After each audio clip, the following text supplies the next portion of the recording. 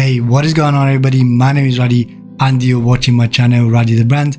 Today I'm going to attempt to build a very simple recipe website using Node.js and MongoDB.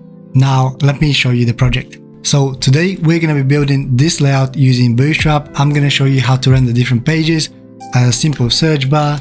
We're going to look at how to do different queries such as the latest recipes, show random recipes. We're going to have different categories and different recipes. Of course, the recipes will have detailed view, so if I click on this one, this will come up with the detailed view. If we search for something, that would also work, and so on. And the last thing that I'm going to show you is the publish your recipe bit, which is we're going to build a very simple form that will allow you to submit a recipe with a basic image, and that recipe will be shown on the front depending on which category you choose. And that's pretty much it. And there is a lot of things that I could have done, but I tried to keep it quite simple. If this is something that you would like to build, stick around, consider liking the video, subscribe to my channel for more videos like this, and comment below for the algorithm. Hello and welcome everybody, and let's get started with this video. The first thing I'm going to do is create a new project folder. I'm going to call this a cooking block. And let's enter the folder and let's initialize a new project. I am using Windows, so I can do left shift, right click, open PowerShell window here. And this is basically going to cd to my project folder. But if you're Mac or Linux, all you have to do is use the cd command and the folder that you want to enter. Or if you want to go backwards, you put 2 dots and so on. Anyways, to initialize a new project, we need to do npm init, and I'm going to put the -y flag, which will skip all the questions. So it's going to set everything to default, such as the name, the version, description, and so on. And the first thing that I want to do now is install all of the dependencies that we need for this project. So let's start by doing npm I is short for install, and then we can list all the dependencies that we need. So we're going to start with connect flash. Then we're going to have the cookie-parser. We're going to have .env. We're going to have EJS. We're going to have express-ejs-layouts, express-fileupload, express sessions, and MongoDB. And the last one is Mongoose. So don't worry, I will be explaining every single dependency that we're going to be using as we go along. This should take a couple of seconds. Okay, now we're done. We can open our project in our favorite code editor, and I can just do code dot, and this should open the project in Visual Studio Code. For me, here it is. And as you can see, the project is open here on the left side. I've zoomed in a little bit so you can see a little bit better.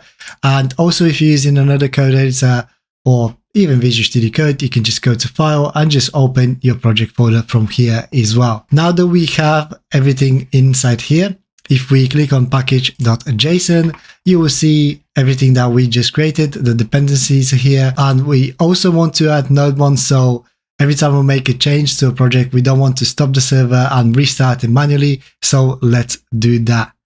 Let's go back to the PowerShell in my case, and let's do npm install node.js and then --save-dev, as this is a development dependency. This should take a second. And if we go back to package.json, you will see that the dependency has been installed here. And note that the versions of all those dependencies might change in future. They probably will do. And so things might be slightly different if you're watching this video in future. Just have that in mind. You're just going to have to Google the errors that you're getting and so on. Anyways, if you want our project to run with Node.js, we need to go under scripts here and add a new line. So I'm going to do comma, and the line will be start, column, and then inside here we want to start our application with Node.js, and then our application file will be called app.js, which we are going to create now. So let's save this, and we're pretty much done with this file, so we can close it and we can start by creating our app.js file. So inside here, I can just create a new file called app.js, And this is going to be kind of like the brain of our application. So we're going to include all of the dependencies here and like middleware, and we're going to create an Express server. To do this, let's start by including only the dependencies that we need now. What I'm going to try to do is add the dependencies as when we need them, so it makes a lot more sense. So everything will be hopefully sectioned in this video, so you can skip to it and hopefully it will just work. Let's try that. So first of all, we need to require express. So we're going to do const express equals require, and then we require express like so.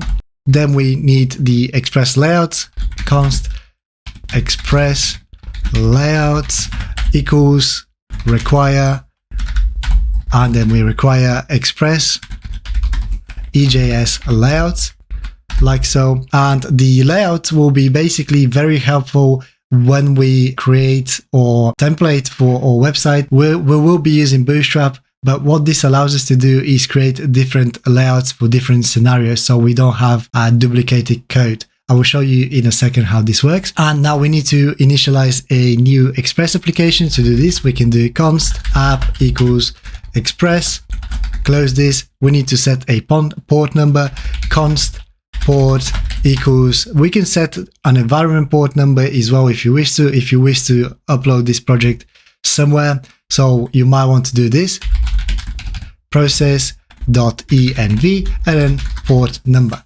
But because we are working on localhost, I'm just going to set one manually. So we're going to do all port 3000 like so. We need to also require .env. This is going to be for storing our database details. So we might as well do that now. To require .env, it's a little bit different. I have made a full-on video on this. If you want to check it out, it will be in the description below, if I remember to add it. And let's put .env.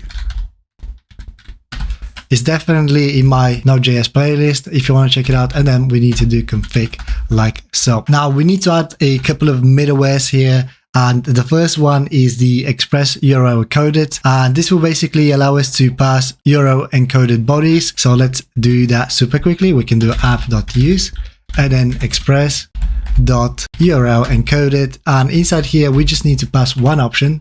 And that option is called extended. And then true like this and close. Then we need to set up a static folder, and I will explain. So app.use express.static, and our static folder I'm just going to call public. Now what this is going to do is every time we require something to our HTML, such as images, scripts, style sheet or whatever, we don't want to kind of like we don't want to list the full path. We just want to put, for example, /image/images folder and /image.jpg. That would be a lot better than listing the whole folder. And that's why we're creating this public folder, which we'll create in a second as well, as soon as we finish this. We also need another middleware, which is for the express layout.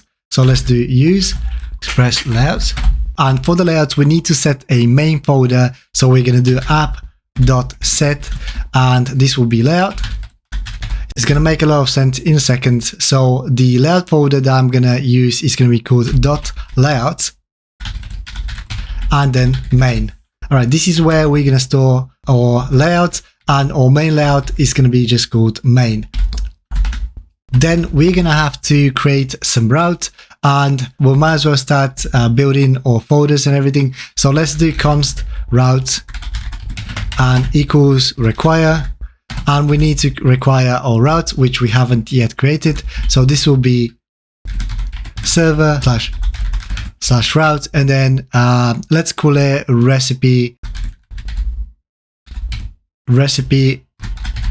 routes.js, and we want our app to use those routes. So we're going to do app.use and then / and then route like so. That's all good. And the last thing that we need to do is to make sure that our app is listening on this port number. So let's do app.listen and then port number. We need to pass the port number from here, which is going to be the port 3000. And then we can do an arrow function inside here and just console log something.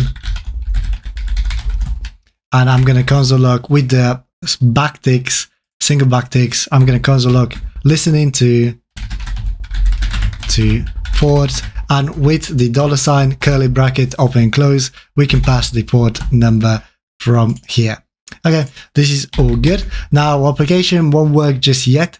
I'm thinking let's create all the files that we need. So let's start with the public folder. So public folder, as I said, we are setting it here, and our public folder is gonna have a couple of things. It's gonna hold our styles, so CSS.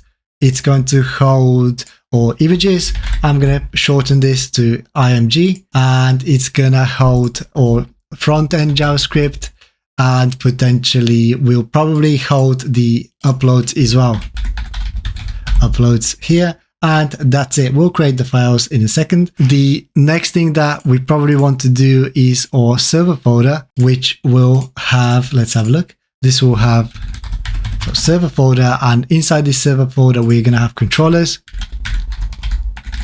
Controllers is where we're going to do all the queries and control the functionalities of every single page. Models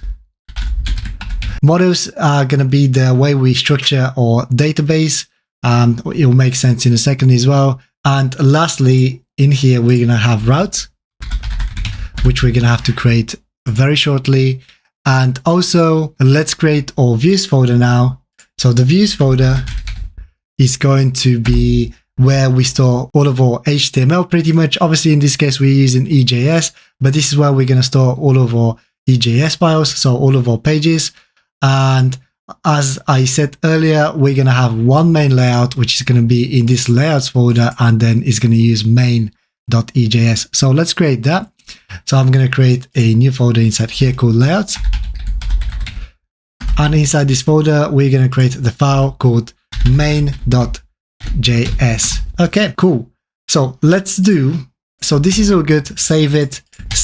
Let's do a very simple route just to test whether this is working. In order to do this, let's go to route. Let's create our first route, which is recipe routes. So recipe routes.js. And inside here, we're going to have to include express again, so we can use the router const express. And then we require express, like so. And then we do const router, and then this will be equals express dot router, like so. Okay, we should be able to now use the router, and we also want to bring the controllers, which I'm gonna create now.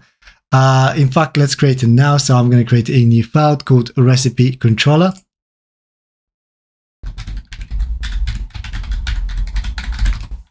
Like so, and this is gonna be a JS file. Save this, go back to the recipe route, and let's include that file. Const recipe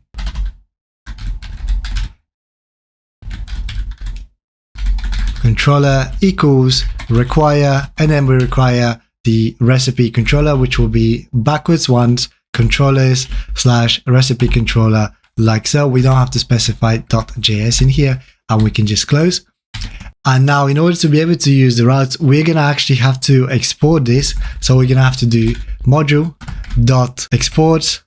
and we export the router.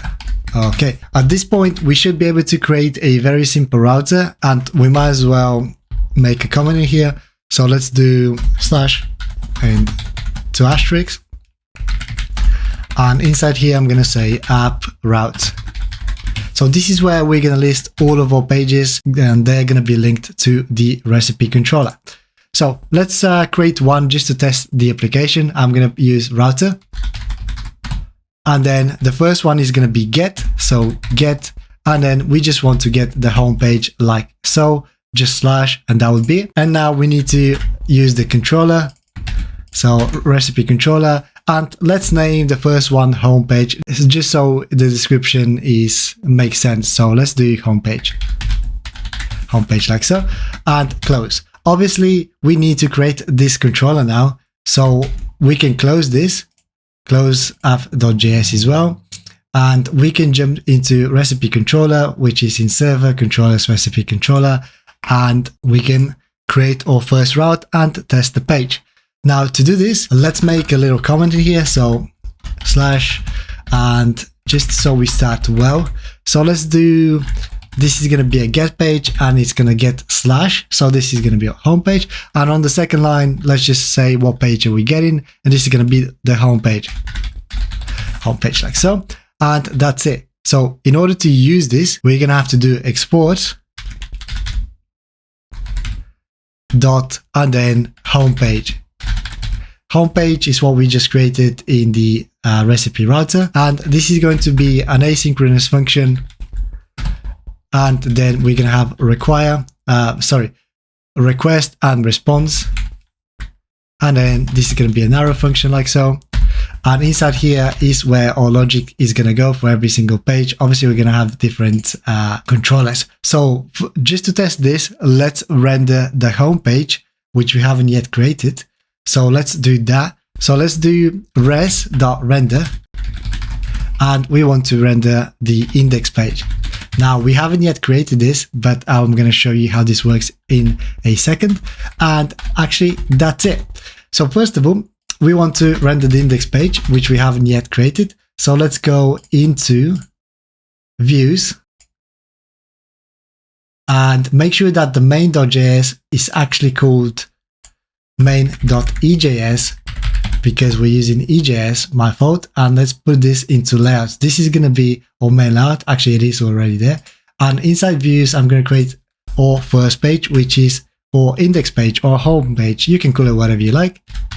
I'm going to keep as index.ejs, and this is going to be our home page, and this is going to be our main layout. Now, let me show you how this works. So first of all, in main.ejs, we're going to have to create like a global layout. So let's do a quick HTML. I'm going to show you how this works.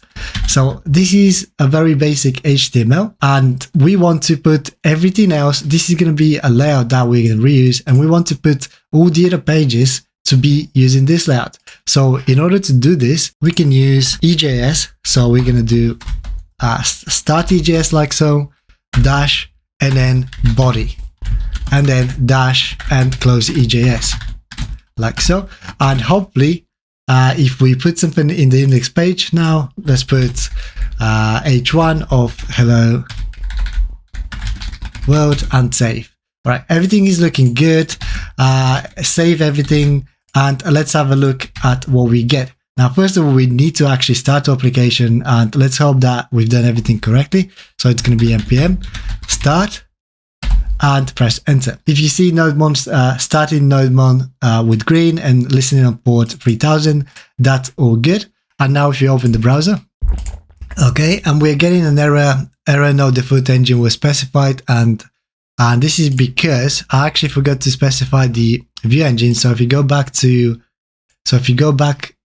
app.js, we can just specify the view engine inside here. We can just do app.set and then view engine like so. And the view engine that we're using is EJS, and we're done. All right, let's save this, restart the server if you have to. As you can see, it's restarted automatically. And now if we go to the browser and we put localhost with 3000, you'll see that we're getting hello world. Now, the interesting bit is that if I was to inspect the code, I'm going to do control and new. And if I was to inspect the code, you will see that it's using the main template. So this is coming from the main template, and this is the actual homepage, which is really good.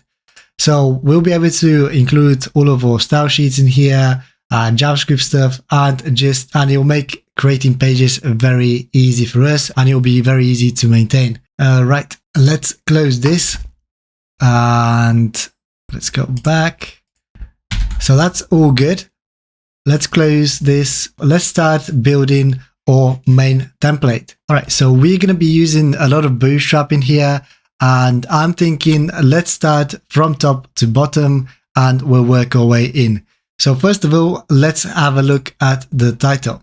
Now, what we want to do is potentially we want to have, because we're using a template and this is going to be reused on every single page, we don't want the title to be the same. So we either want to pass title from our controller, or we want to have a default one. And in order to do this, let me make some space a little bit and I'll tidy it up in a second. So inside here, what we can do is we can do a little bit of EJS. So let's start EJS like so and close it like so. And inside here, we can do, and that needs to be equal, by the way. And inside here, we can do type of title. Title is the object that we want to pass, not equal undefined. So if the title is not undefined, we want to grab what the title is. But if it is undefined, if we don't have one, we want to set a default one. So I'm going to put title to be with column to be equal something like cooking blog dash made with Node.js, something like this. And hopefully now, if I was to tidy this up a little bit, hopefully now we won't get any errors or anything like that. And if I was to refresh this, I don't know if you'll be able to see, but if I was to refresh this, it says cooking block made with Node.js. Let me zoom in. But if we wanted to pass a custom one, so what we have to do is we have to go back to a controller, and where the res render is, we can actually pass objects from here. So for example, I could do something like inside curly brackets, comma, and then curly brackets is where we pass all objects. So I could do something like title and then just provide a title from here. Let's just say homepage for now. So let's have a look. So it's not going to use the default now anymore. If I refresh, it's going to say homepage. And this is how we pass the title. And then if I refresh this, you'll see that it says homepage. So let me change this to something like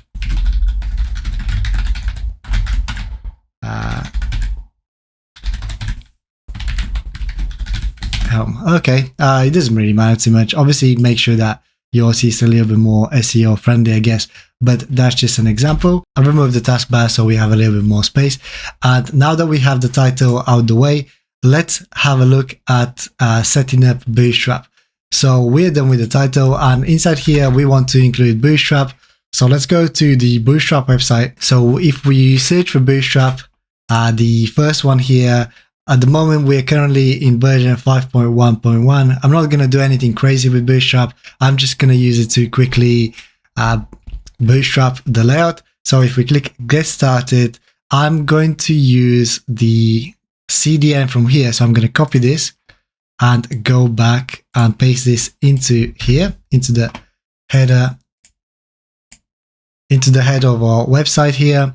I also might want to grab the icons, but before we do this, let me quickly grab the JS just in case somebody needs it. I'm just gonna do the bundle one. So this needs to be put at the bottom. So let's copy this and let's whack it here at the bottom, and that would do. And then I want the icons. So for the icons, let's have a look. For the icons, I think we have to go under icons and then, where is it? Learn more about Bootstrap icons. Let's click on that. You can npm install it, but I'm just going to use it from a CDN. So let's have a look, install. Here we go. Here we go. This is what I want. So there are two ways of doing it. We can either use the link or we can import it into a style sheet. I'm going to use the link for now. So let's copy this, paste it inside here. I also want to grab a font. So I'm going to go to Google Fonts quickly and let's find the font Rubik. And this is the one that I want. So I'm going to click on it and I only want the 3000. So this one here, select, and I want potentially the 5000. So let's select that. And there are two ways of including this as well. With a link, or you can import it straight into your style sheet. I'm going to do the link for now. So let's copy this and paste it inside here. And the last thing that I'm going to do here in the head is include my own style sheet, because I will do like a very little CSS just to make the layout a little bit better. So to do this, we can do a link. And then we can just link style sheet. So link rel style sheet href, and then we can put slash CSS, I think it is, and then styles. I'm going to put styles with s.css. Then we need to create this file, and this is what I was talking about earlier with the public. If you do app.js, this is where we set our public folder, static folder, sorry, which is public.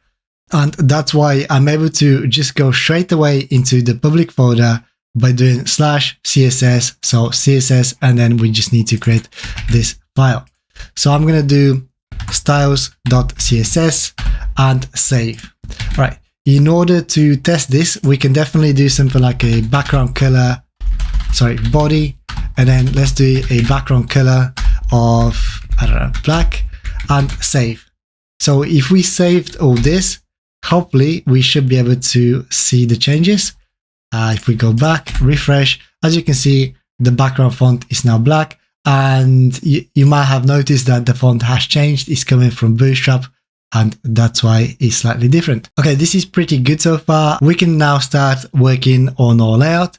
So if you go back and let's remove the style here, we won't need this for now, and we don't need this for now. So all we have to concentrate is on our main.ejs file here, and let's build it up. So hopefully it won't be too much. Let's start. First of all, I want to have my website center aligned, so I'm going to wrap everything in a container. So let's start with creating a div with the class name of container XXL. I think this is the big container that you can use from Bootstrap. We're going to have padding on the x-axis, middle, and then 5. Background I'm going to set to white, and I'm going to put shadow to large. Okay, that's all good. So this is our container. Everything is going to be going inside this container, and so I can add the body in here, but the body I want to wrap inside a main tag. So I can do main. This is an HTML5 tag, and I'm going to wrap it like so. I think this is going to be good. And also I'm going to need some sort of a header and a footer.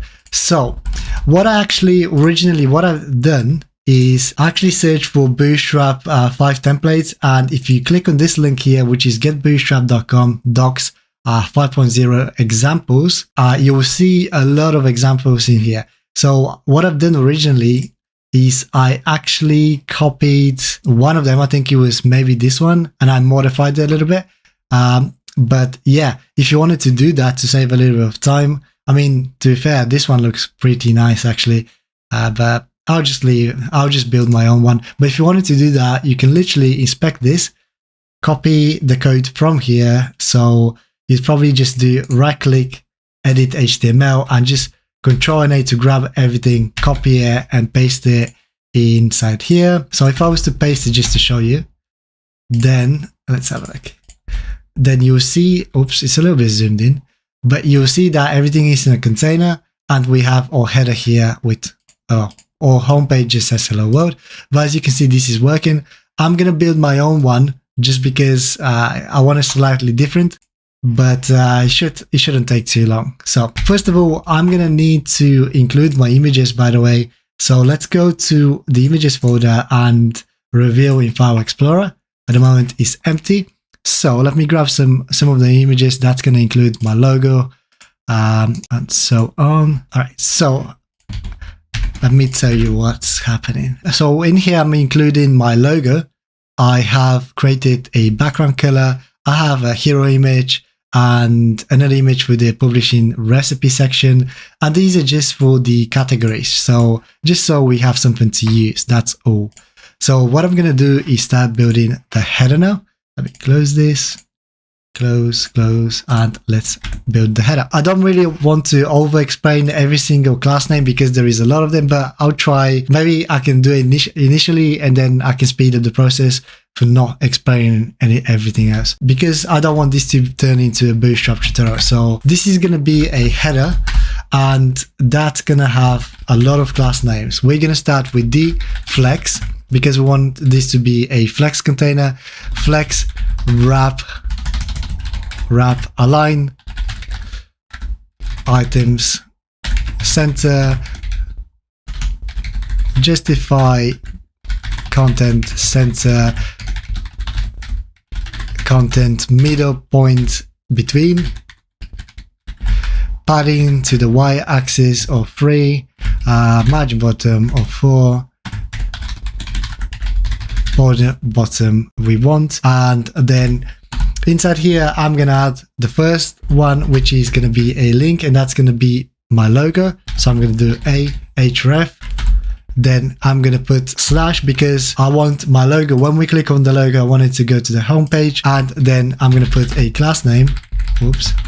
Class name is equals, and then this is gonna be the flex, and then align item center, that's correct, and then md3 margin bottom to margin bottom middle screen of 0, text dark, and text decoration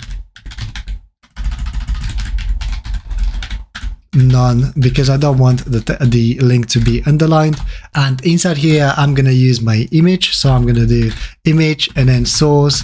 The source will be /images/logo, and that's an SVG file. And then I'm gonna put a width of 229, which I already know as I was saving the SVG, and that's the height is 68. That's sometimes important so your images don't blink. And alt, I'm gonna put something like cooking blog made with Node.js and close this. Okay, this is our logo done. And now I'm going to create the menu inside here. So this is going to be unordered list. This unordered list is going to have a lot of classes. So it's going to be a nav with a call of 12, call middle auto, margin bottom 2, justify content center, and then margin bottom middle of 0. And then inside here obviously we're going to have all links. They're going to be inside a list. So let's create a link href, and this one, I don't know, these are just for show to be honest, but this one is going to be, let's say, the home one, and I'm going to have a class name of nav link padding to the x axis of 2, and then link secondary, like so, secondary color, and then this is going to be the home. Maybe did I close the link? Yeah, okay, hopefully now we should be able to just duplicate this a couple of times. So let's have home, about, submit, and contact. Home, about, submit, and I probably won't even end up making all those pages. They're just for show to be honest, but you will see how to make pages. It will be very easy. So let's just link them anyway. So about, and then this will be submit recipe. Submit recipe, and this could be contact, like so. And the last thing that I want to do is add a search bar. It's not going to be pretty. I'm not going to add a button. I'm just going to do one of them that when you press enter, it submits, but you can add a button if you wish to. It's totally up to you. So we're going to do a div with the class name of call-middle-3, and then text-end. And inside here, we're going to create our form. So this form is going to have an action of search. So we want, when we submit this form, to go to search, but don't worry, I'll come back to this when we build the search as well. And then the method is quite important. Method, let's put it as post, because we want to post data to the search page. But yeah, as I said, I'll come back to this. And we just want an input here. So I'm going to do input with the type of search. And then this is going to have a name, and the name is quite important. This is how we're going to pass the data. So I'm going to just make it very kind of like obvious. Search term, and then let's put a class name of form control, and then placeholder is going to be equals search ... and then area label is going to be equals search for accessibility.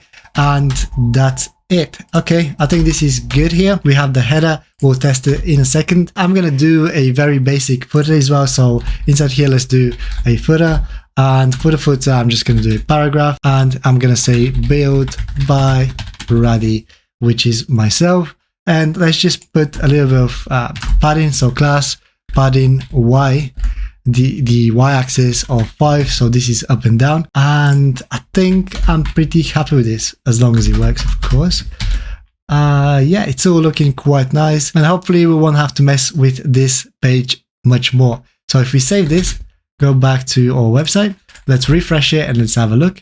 We're getting the logo, we're getting the menu here and a search bar without the button. We just press enter on this. Now, the first thing that I noticed is that the container here, it's a little bit small for my liking, so I definitely want to reset that, and I want to make this a little bit better looking. So I'm going to add a background to this and yeah, customize it ever so slightly. So let's do that super quickly. So I'm going to go to my public folder, css style.css, and let's write a few styles, and we'll come back to this as well when we add more. So what I'm going to do is, first of all, we want to change the font to the one that we added from Google. I believe it's called Rubik. Yeah, here it is, Rubik. So we want to add that. And in order to do that, I'm going to reset the Bootstrap one. So to do this, we can do column root, and then we can do the Bootstrap font sans serif. And then this is going to be set to Rubik. And Rubik, is this? Yep, Rubik. And then this is going to be sans serif. Like so. Hopefully this should reset the font now. If I refresh, this should change. Here we go. The fonts have changed. The typography has changed, which is good. Now I want to make the container a little bit larger than this. It looks pretty small. So I'm going to do container dash XXL, and I'm just going to reset the max width to this. So I'm going to do max width of 1530 pixels. Save this, go back, refresh, and as you can see, we have a bigger layout now, which I think that it looks a little bit better. It's still going to be fully responsive and everything, so don't worry. And let's add a little bit of flair to our website. So I'm going to do a body, and I'm going to do a background image of URL, and then inside here, inside here with double quotes, we can do image and then slash I like food.svg. I downloaded this SVG from somewhere and slightly modified it to make it look nice, but I'll definitely link everything in my blog post or in the description below. And then, as I need to give credit obviously to the author of the image, and then the background color, I'm gonna change to something like RGB. Oops, I definitely don't want this. No, don't do this. Okay, the RGB, damn it. The RGB is going to be 243, 243, 243. 243. Okay, this is a very grayish color, as you can see here. And then let's have a look at what we get. Refresh, we get this really nice background color, which is pretty cool. And one thing that I would want to do is reset all the links. We won't be able to see them now, but the Bootstrap links are usually blue, so I'm just going to do that now. Just reset them. I don't want them to be blue, so I'm going to hack this super quickly. Color, it's going to be set to var, and then this is going to be BS dark, I believe. Yep, and that's absolutely fine.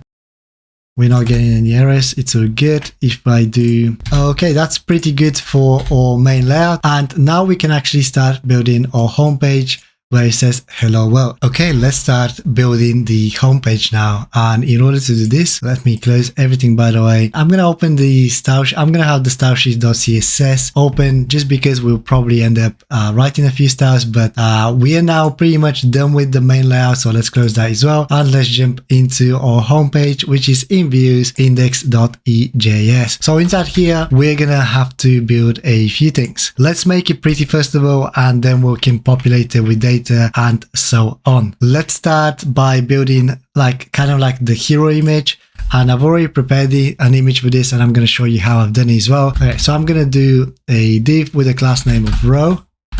So a new row, and inside here I'm going to do flex large row reverse align items center gap 5 padding y 4 and margin bottom of 4. Inside here we're gonna have another column, so this is gonna be a div with the class name of col co-12 and co-large 6. So on mobile, we want the column to be full width, to take 12 columns, and on large screens, I want it to be taking half of the space, so 6 columns. And then inside here is where we're gonna add our hero image. So let's do an image with the source, and the source will be image and then hero-image, image.png.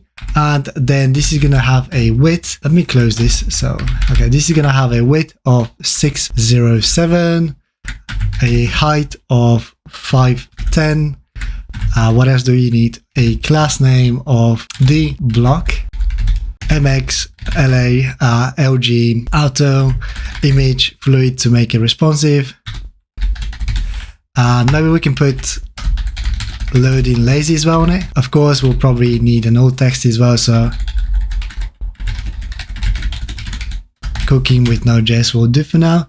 And then we need another column, so let's do another div with the class name of co-12, and this is going to be the same as above, large 6, excuse me. And inside here is where we're going to have our hero text.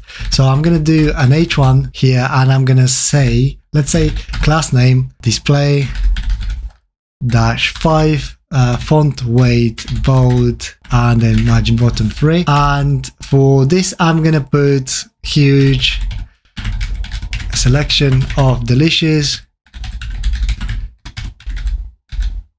recipe ADS like so.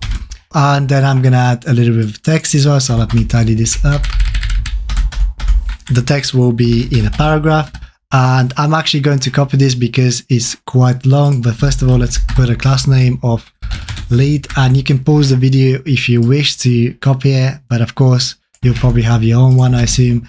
So this is going to be explore or huge selection of delicious recipe ideas, including easy desserts, delicious vegan and vegetarian dinner ideas, gorgeous pasta recipes, quick bakes, family-friendly meals, and gluten-free recipes. That's pretty cool. We also want 2 buttons underneath this, so I'm going to create another div inside here. So div with the class name of now d grid, display grid, gap to the md flex, and then justify md start like so. This is going to hold all 2 buttons. So href, they're going to be links. So href, this one is going to be maybe like explore latest recipes, explore latest, and this is going to have a class name of btn primary, btn dark, btn large, and then padding on the x axis of 4, and the md2. All right, that's so long. Explore latest, and now I can actually copy this one and just modify it. This one is gonna be, maybe we can do a random recipe from the database. Random recipe, btn outline instead, I think. And then this is going to be secondary. And then btn large. And yeah, that can stay the same. And we just need to change this into show random. Okay, let's have a look at how this looks like first of all. So let's refresh.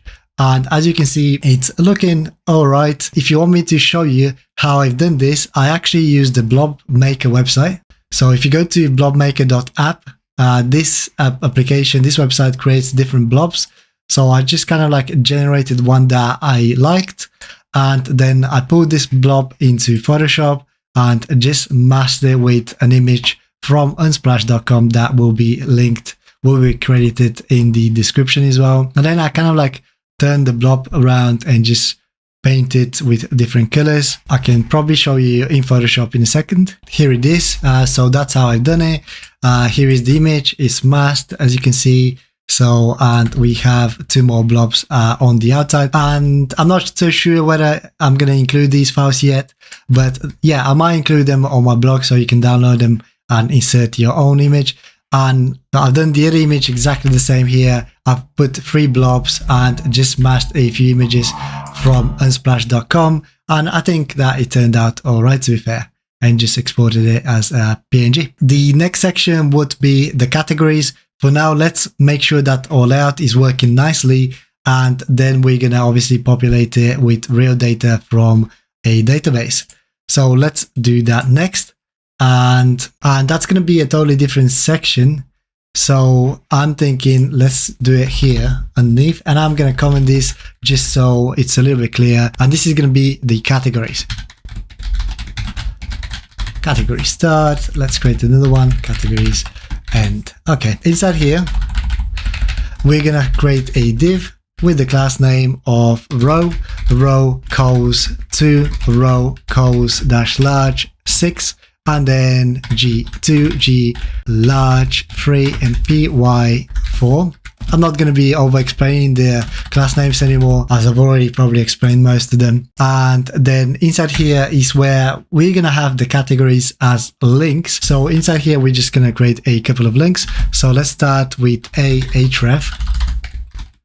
And this potentially, and we'll have to set up the link later for this. So let's leave it like that, and let's put a few classes, col, text, center, and then category, which is a custom one, underscore link is going to be a custom class that we're going to create. Usually you could have category as your main class in here, but I'll probably won't use it. So I'm just going to do category link like that, close it. And inside here, we're going to have an image and a title. For the image, because we want to kind of like mask it, kind of like have it as object fit, so it always fits the card. I'm going to do a div with the class name of category underscore image, underscore image, and then shadow, like so. And inside here is where our image is going to be. So let's do image with the source of image, and then we can put a category image for now. Let's grab one. Let's go to images, and let's just grab the first one here. So American food, let's do that. Let's close it. So we have American food with the alt tag of food. Let's do that. Let's have a lazy loaded. Lazy, potentially, I'm not going to put width and height on this one, but because we're going to have it as object fit, we'll see how this works. And then the last thing I want to do is kind of like add a title for each card. So I'm going to do a div with the class of pt-1. Now I'm actually wondering whether this, and I'm just going to put American food. And now I'm wondering whether this needs to be kind of like h2 or something, but it's inside the link. So let's leave it as it is. Okay, so this is going to be our card, and we're going to have, I think, 5 of them maybe. So maybe we can just duplicate this 5 times. So 1, 2, 3, 4, 5. Let's have a look how this looks like. Okay, obviously it looks ugly at the moment, but we can style this now. All right, we can use the category image and the, where is the other one? And the category link to style this. So if you go back to styles, let's have a look at how we can do that. First of all, let's start with the category. Let's do a little comment. Category card, whatever. Okay, and inside here, let's start with the category link. So category, this is a class name of category link. And I can do text align center. I probably already done that actually with Bootstrap. I want to display it as block. I want the text decoration to be none if we have any links. And let's do a hover over effect, a simple one. Transition, let's do our 250 milliseconds all. And let's do a little hover effect here. So category link and then hover. And I'm just going to scale it. So it's transform, isn't it? Transform, scale of 1.1. Close this. For the next bit, let's do the image now. So the image would be category underscore image. And then what I'm going to do is display this as flex. I'm going to justify the content to be center. Align items center. Height, let's put it as 100 pixels. margin bottom is going to be 10 pixels. And let's put a little bit of a box shadow around. So this is going to be 0 pixels, 3 pixels, 6 pixels. And I'm going to put RGBA of 0.0.0 and then 0.16. I think that should work. And then overflow needs to be set to none. We don't want the to hidden. We don't want the images to overflow. And then I'm going to put a border radius of 8 pixels for the corners. Lastly, we want to make sure that our image inside kind of fits all the time. So we're going to do dot category image, and then we select the actual image inside. And then we can do width of 100% all the time. And we want object fit to be set to cover. Save this and hope for the best. Refresh. And as you can see, this is looking pretty nice. Obviously, this is going to change from the database. And I actually want to change this manually. Okay, that's pretty cool. Let's change this one to say view all. I've prepared an image for this. So let me go back and go to index.ejs. So this one I'm going to change. Let's say, so the image is going to be called view all.jpg, I think. I'm going to change the alt tag to be view all categories, loading lazy, that's fine. And then this is going to be saying view all, and the link could be potentially categories. I haven't yet decided on this. Categories, I think that would make sense. So if we save this, refresh, we have kind of like a view all button. I've kind of cheated and photoshopped 3 dots in here, but yeah, you can make it a little bit better. So this is all good. I think if we do the next section, which is going to be kind of like the actual recipes, we're going to have different sections like latest, American, Thai, Indian, and so on. So maybe if we do that, then we can look into doing the database stuff very shortly. Okay, let's look into the next section, which will be the latest recipes. And once we build the CSS for that, well, it's not going to be much CSS, but once we build the section for that, hopefully the rest will be easy to duplicate. And so let me tidy this up and let's have a look. So categories, and I'm going to copy this and I'm going to say latest. I just put latest start and then latest end, like so. And inside here is where we're going to put the latest recipes. Now for this, I'm going to create a section here. So let's do, did I create a section for this? I mean, yeah, this could have been a section. It doesn't matter too much for now. Okay, this could be a section. And then this section is going to have a class of padding bottom 4, padding top 4. And I could have used the padding, I could have used the other one. And then we can do a div with the class name of the display flex, margin bottom of 2, align items center. And then inside here, we're going to have a title. So with H2, I'm going to put latest recipes.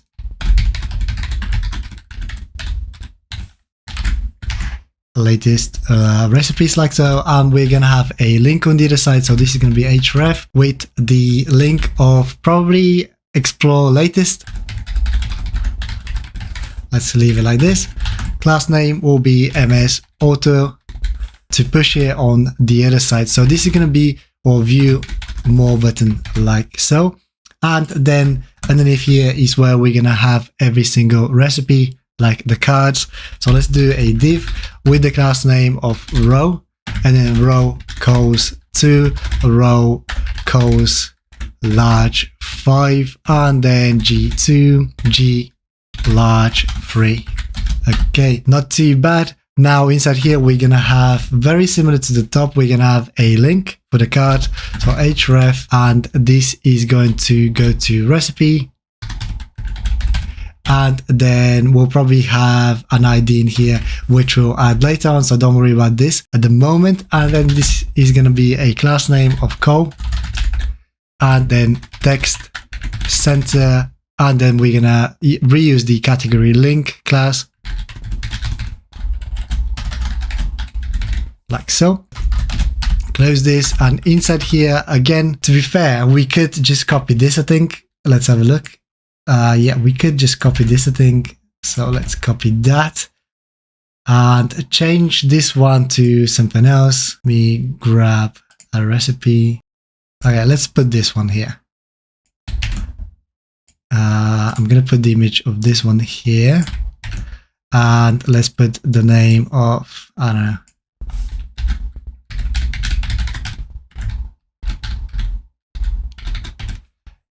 okay, chocolate banoffee. I'm gonna copy this, put it as an alt text. It doesn't really matter at this point, to be completely honest with you. That's absolutely fine. But one thing that I'm not gonna like now is that if I was to refresh, the latest recipe image is gonna be exactly the same size as this, which I don't want. So I'm gonna do a quick modifier for this to make the image a lot bigger. And to do this, where we have the category image, I'm just gonna put category image -- and then large. So let's create this style. This is gonna be category image, and I'm just gonna put it here maybe -- large, and I just want to change the size of this into be height of 330 pixels. Let's have a look. Okay, this works quite well, and let's copy now the card and paste it a couple of times. I'm gonna make a bit of space, because this is a row and we just need more cards. 1, 2, 3, 4 or 5. I don't know how many I need actually. Can't remember. So let's check it out. Okay, one more. If we put one more, this is obviously a demo. It's gonna come from the database. Okay, that's looking good. Of course, we're gonna have a few more. We're gonna have like American food, Thai food, Indian, Spanish, whatever we have on the list. And yeah, that's looking pretty good. The link is there. And the next section that we need to do, but I'm not going to copy the other sections just now, because I'm going to do it from the database, and then we can just replicate them. But let's do the last section, which is to submit recipe. So let's go here at the bottom and maybe create another section. Okay, this is the latest here. And I'm going to copy this and create another section. So this is going to be the submit section.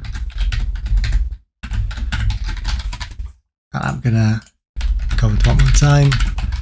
And then inside here, let's do the let's do a section, as we've started with sections.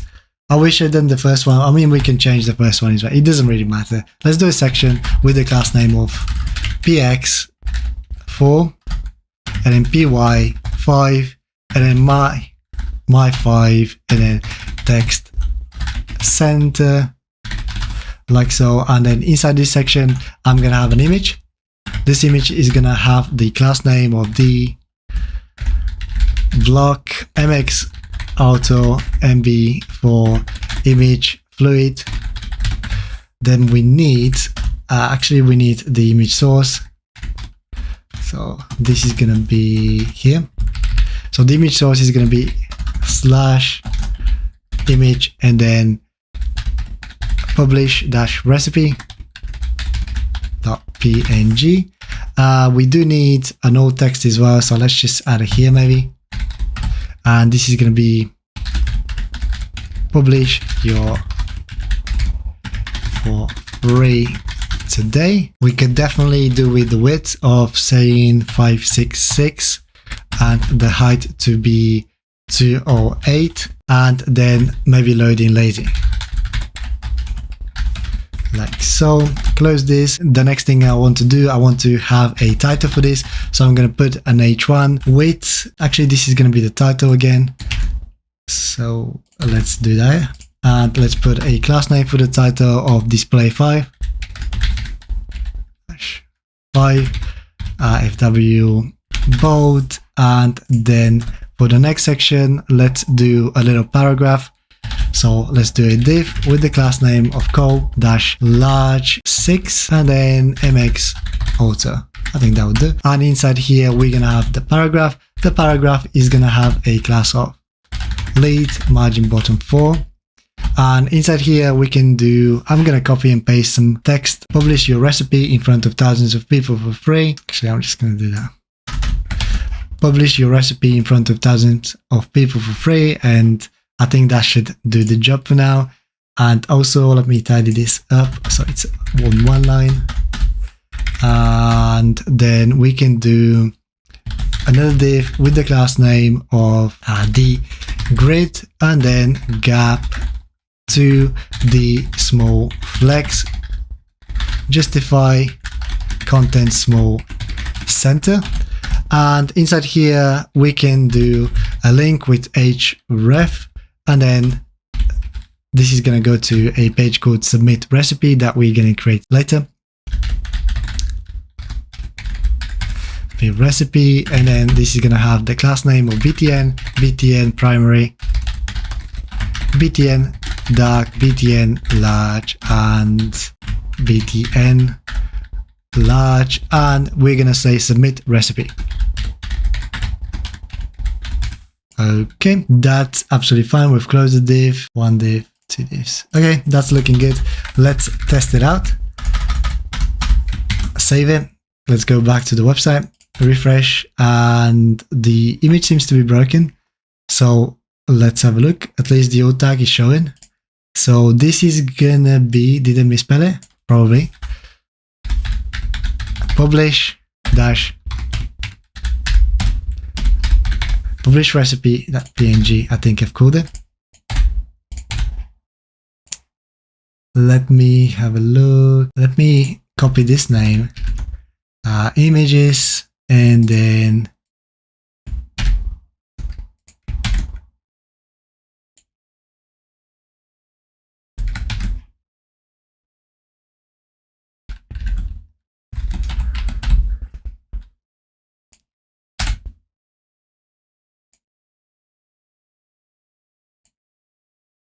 okay, I've misspelled. The image is actually fine. I've misspelled source.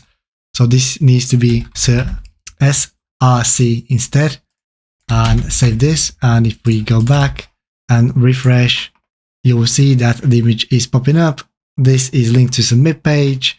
This is linked to the submit page as well. And yeah, that's not so bad. Okay, maybe the next thing that we could do is concentrate on creating a categories model, and maybe we can just put some dummy data into the database so we can display it, and we'll work our way from there. Okay, this is a great way to get into MongoDB and create some categories, and then we'll do the more complicated stuff with the recipes later on. And let's go to MongoDB. So if you go to mongodb.com, register for a free account or paid, whatever you wish, and then just make sure that you sign in. I'm going to do that now. And once you sign in, I'm going to zoom a little bit just so you can see a little bit better. But once you sign in, your dashboard will be probably empty. You won't have a cluster or anything like that, but that's what you need to do. You will need to click on the create button here and create a free cluster. I believe that the first one is free. I've already created one. As you can see, it says free shared. And if I was to go and edit configuration, just to show you super quickly, mine is based in Ireland. I think that was the closest free one that I can get. And it says M0 sandbox shared RAM 512 megabytes storage. And yeah, it says free forever. So create yourself a free cluster. I just don't think that I can create another one now. I might be wrong, but that's all you need to do, is to create a cluster. And once you're done, the next very important bit would be to allow yourself access, network access. So if you click here, network access, you will have to add your IP address. I've added my other computer as well. You will only be able to connect to your cluster from the following list of IP addresses. And in order to add yours, all you need to do is click the plus sign here, add IP address. And you can even click on add current IP address, and that will do it for you. Once you do that, this will add your IP address, and you should be able to access your database. But one more thing that you need to check out is the database access. You will need to create database access if there isn't one set up yet. And in order to do that, you're going to have to just go here, database access, add new database user, and just set up a password and make sure that you remember the password as well, as we are going to need it. Okay. Once you're done with this, let's go back to the database. And the first thing that we need to do is click on connect. If you click on connect and click on connect your application, this will give you this code in here, which we're going to have to grab and put that into our environment variables. So this would be, if we open the project, this will be into our .env file that we haven't yet created. So let's create that. .env. This is going to hold all variables, and maybe we can call this variable MongoDB underscore URI, and that would be equals the line that we just copied. But the two things that we need to notice here, that is your username, which I just showed you here. If you go back to database access, this is my username, and so I'm going to need my password as well. So I'm going to put that on right now, but all you need to do is replace this with your password. And then the next important bit to notice is that this will be your database name. So you can change this now if you wish to, or you can leave it as default and it will be just called my first database. I'm going to change mine to be called recipes, like so. So this is going to be my database name, and I'm going to save this. So let's exit this and let's set up our database connection. All right, to do that, let's open the Explorer quickly and let's navigate to the server and then models. And inside here is where we're going to create our database connection. So to do this, let's create a new file and let's call it database.js. Inside here is where we're gonna require MongoDB and connect to our database. So first of all, we need to include Mongoose. So we're gonna do const Mongoose, and we're gonna require Mongoose, like so. Then the next thing that we need to do is connect, and to do that, we need to do Mongoose dot connect. And we need to pass the connection string that we put in our environment file here. So I can grab this from here and I can do process.env to grab that variable and then the Mongo URI. So we're passing it here, and inside here, we're going to pass a couple of options. And the first one is to use the new URL parser, use new URL parser, and we need to set that to true. And also we need use unified topology, and we need to set this to true as well, like so. And then we need to set the database connection, const db equals mongoose.connection, like so. Close this, and then we can check whether we have connected successfully or we have an error. First of all, let's do an error, db.on, and then inside here we put error, and we want to maybe console log something. I'm just going to use the example from the documentation. So console.error, and then bind, and then we put console,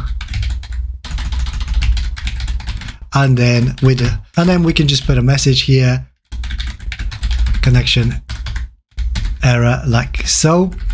Close this, and then we can check whether the connection was successful, and we can do this on db once open, and then we can put a function in here,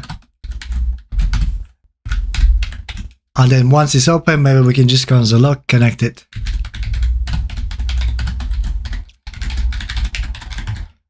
Okay, that's it. And that would be it for database. And now all we need to do is create our first model. So I'm going to create a new file here, and this is going to be called category model, category.js, and I'm going to put this with a capital letter, like so. And the first thing that we need to do is include it in here. So require, sorry. So I'm going to put models, and we need to require that model.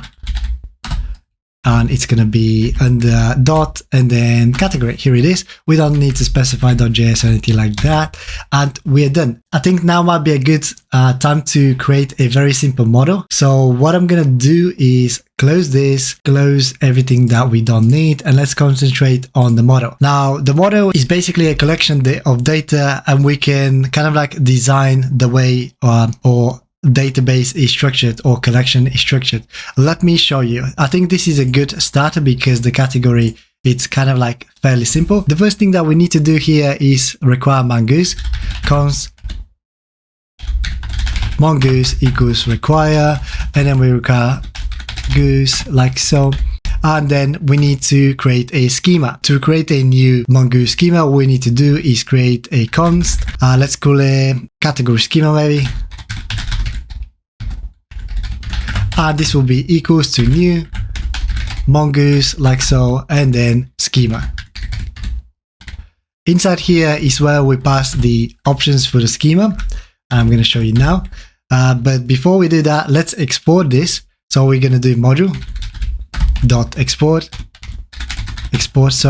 and this will be mongoose dot model. And then we need to export this model as, let's say, category.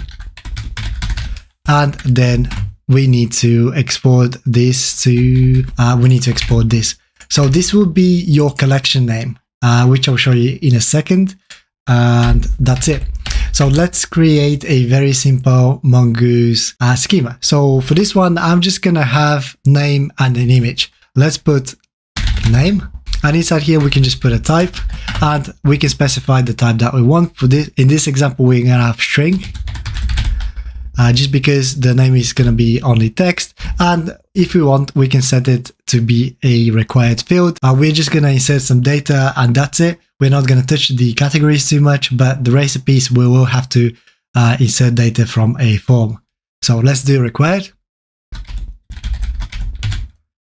and then this is required.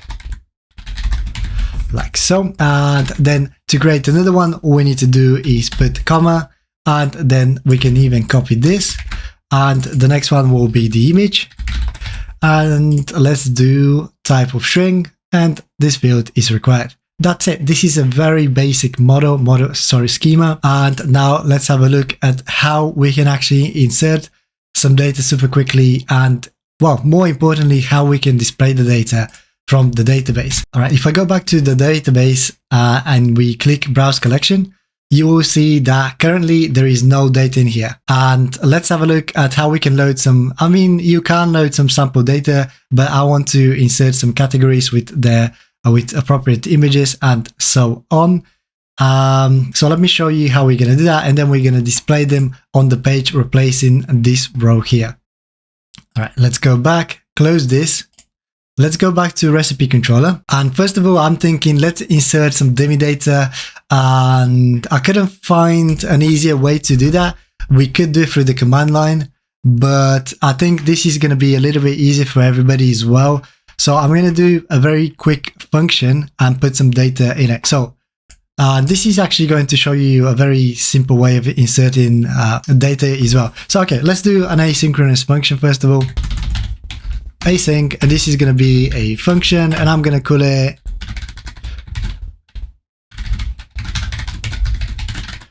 insert dummy category data.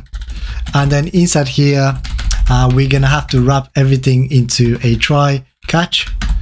As this is a asynchronous function, we can wrap everything into a try catch. And what we have to do to insert data is literally await, and then we can grab the categories model, which we haven't yet put.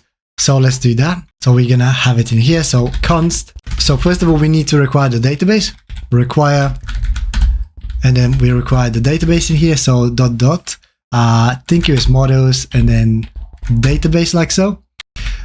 And then we need to require our first model. So const, this is going to be the categories. Category equals require. And then we require the /models and then category. That's it. Now we can use this model to insert data. So inside here, await, we can put in here, await category, and then we can do, and then we can use one of the insert methods, which is called insert many. And inside here, we can put the data that we want to insert. And if for some reason this fails, we want to catch the error. And in this case, maybe we can just console log something. Let's console log. And we can just console log the error. Like so. Maybe we can do it like error plus comma plus the error, and that's it. That's a very simple function that will insert some data. Obviously we need to run that function maybe somewhere. I'm only going to run this once to insert some data quickly, and then I'm going to remove it. Maybe I can leave it for you if you want to reuse it. And I've already created some dummy data, so I'm going to copy that data if I can find it. And here it is. I want to show you it to you first. It's basically an array. It's basically the same as the model here. We have name and image, and I've just put a few of them. So we have name, Thai, image, Thai food, name, American, image, American food, and so on. So I'm going to grab this, and what I need to do is insert it into here. I know it's a little bit of a cheat, but let's do it. So now if I was to refresh the application, that should run, and hopefully we'll get some records inside. Okay, let's do it. Everything seems to be running. No errors, which is good. Hopefully, if I go to MongoDB now, and if I click on the refresh button, you will see that we have the database name created, which is called recipes, and we have the collection of categories inside here. One thing that you might want to look at is that all of the objects that we just inserted, MongoDB was clever enough to add unique identifiers for every single one, which can be useful in our application at some point. We probably won't use it today on this, we'll use it on the recipes, but as you can see, it does add a unique identifier, which is pretty cool. And yeah, and that's it. So we have some data in here, and now we can use this data to insert in here. Let's have a look at how we can do that. So I'm going to remove this obviously because we don't want to be inserting any more stuff, but I'm going to leave it for you. When I upload the code, I'm going to leave it for you to have. And now let me show you how we can do a query and how we can pass the object to the front page. All right, first of all, this is our home page controller. So everything is going to go in here. Again, we're going to have to wrap everything into a try catch. So let's do let's do a try catch in here. Let me make some space. And if this succeeds, obviously we want to render the page. So nothing changes here. We are rendering the index page with the title cooking block home. If things go wrong, we could do, we could go to an error page. For now, I think it's just best to like maybe res a status of 500. So let's do res.status. Something helpful for us, and then send message actually that's the error, and then message, and then or error occurred, and that would be it. You can just console log if you wish. And now inside here is where we're gonna create our first database query to grab the categories. What I'm gonna do first of all is I only want a few categories. So 1, 2, 3, 4, 5. So 5 categories is what I want. So I'm gonna create kind of like a constant number for that. Limit number, and I'm gonna equals this to 5. And then what I'm gonna do is create const categories object.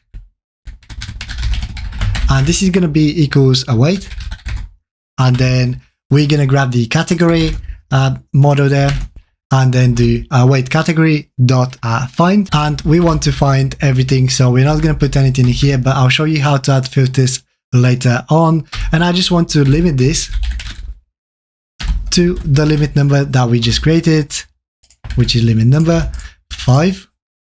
And that's it. I mean, I could have put the 5 here, but I'm going to be doing a few more queries that are going to be using this number. So I think that will work well.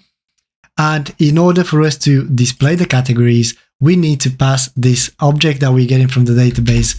So what we're going to have to do is grab this, and just like we're passing the title here, I'm going to do a comma and just pass categories. So now, if this succeeds, we should be able to use this and display the data. So let's head off to views and or front page, and let's find categories. Where is it? Here the categories. Obviously, I'm going to remove all of them except the top one because we want to loop through it. And the last one was the view all button. So this is what we want to loop through. Okay, so what we can do with EJS, let's start EJS. Let's end EJS here. And what we can do is let's check if the categories, if the category is not equals empty. And if it's not, we can do something. So let's put a curly bracket here and close it in here. Don't forget that. Okay. And now inside here is where we can do a loop. This is going to be a for each. So let's open EJS and let's do categories. Is it category or categories? Categories, I think. Categories dot for each like so. And then we can do function. And then this is going to be, maybe we'll put category and then the index. So now we open this with a curly bracket, make sure that we close the EJS here as well.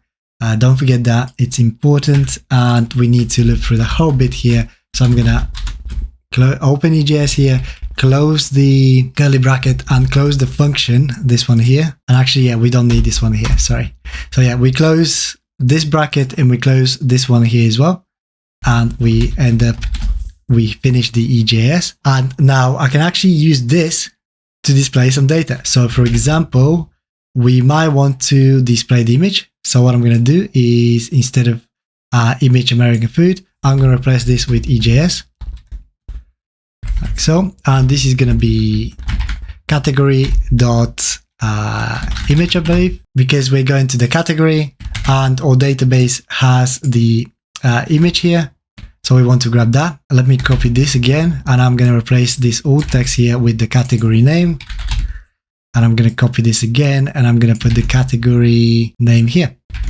Okay. If this works, I think everything is looking good. Potentially, we're going to have to change the link as well in a second. But let's have a look whether this works first of all. So if I go back to the website and refresh, you will see that all of this is coming now from the database. And if I was to go to the database, let me zoom in and change Thai. Let's say Thai 123, update this. So this is on the database. I just updated it. And if I was to refresh, you'll see that we're getting Thai 123. And that's it. That's how simple it is to pull something from the database. And we'll be doing the same for the rest. Let me change this back so it doesn't look ugly. Okay, and I was thinking since we have the view more button put to categories, maybe we can just change the link here to be categories and then the name of the category. So what's going to happen is, let's have a look. So what's going to happen, what's going to happen is if I hover over, you will see that this has the link of categories and then Thai. So potentially we're going to be creating a categories page where we're going to list all of the categories by clicking on this button. And then if we want to click on a specific category, we should be able to do that as well and query all the Thai recipes or American and so on. Maybe we should do that now actually. All right, let's create our first other page rather than the home page and pull out all of the categories again. And then let's have a look at how we can get individual ones. So to do this, first of all, we're going to have to create a new page that we just listed here, categories.ejs. So I'm going to put an H1 here, categories, and save it. We're going to have to go to the routes and create a new route. So this route is going to be get again, but we're going to get the categories. And this one, maybe we can call explore categories. Explore categories like so and save. So now we need to create this controller. So I'm going to grab this, close it, close the index and create a new controller just like this. So I'm going to paste this for a sec, copy all of this and let's just change get categories. So we know which one it is. And this is going to be categories. categories. Let's get this and change the export to homepage to explore categories. And now we might just have to change this a little bit. I'm not going to do a pagination here, but what I'm going to do is just change the limit number to 20 or whatever. And then we want to render the categories page. So categories, the title will be, I don't know, cooking blog, view, or no, I don't know, categories. Categories, we're passing the categories, and we can do exactly the same thing as we were doing on the front page now to loop through the categories. So what I'm going to do is go to the index.ejs, and I'm going to attempt to copy this first of all to see whether I can make it work. And inside the categories, I'm going to paste this first of all. So we're checking for categories. Yeah, I think that might work. Let me test it first, and then we'll make it look better. Okay, so refresh. If I click on view all, it goes to categories.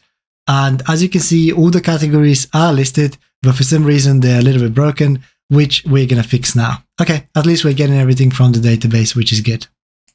All right, let's fix this. So first of all, I'm going to create a class for the H1. Let me close this.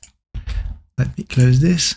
So we're working on categories EJS. I'm going to put a class of padding button 4, and I'm going to put explore categories like so. And then I'm going to put a breadcrumb in here. So if you go to Bootstrap quickly, get started,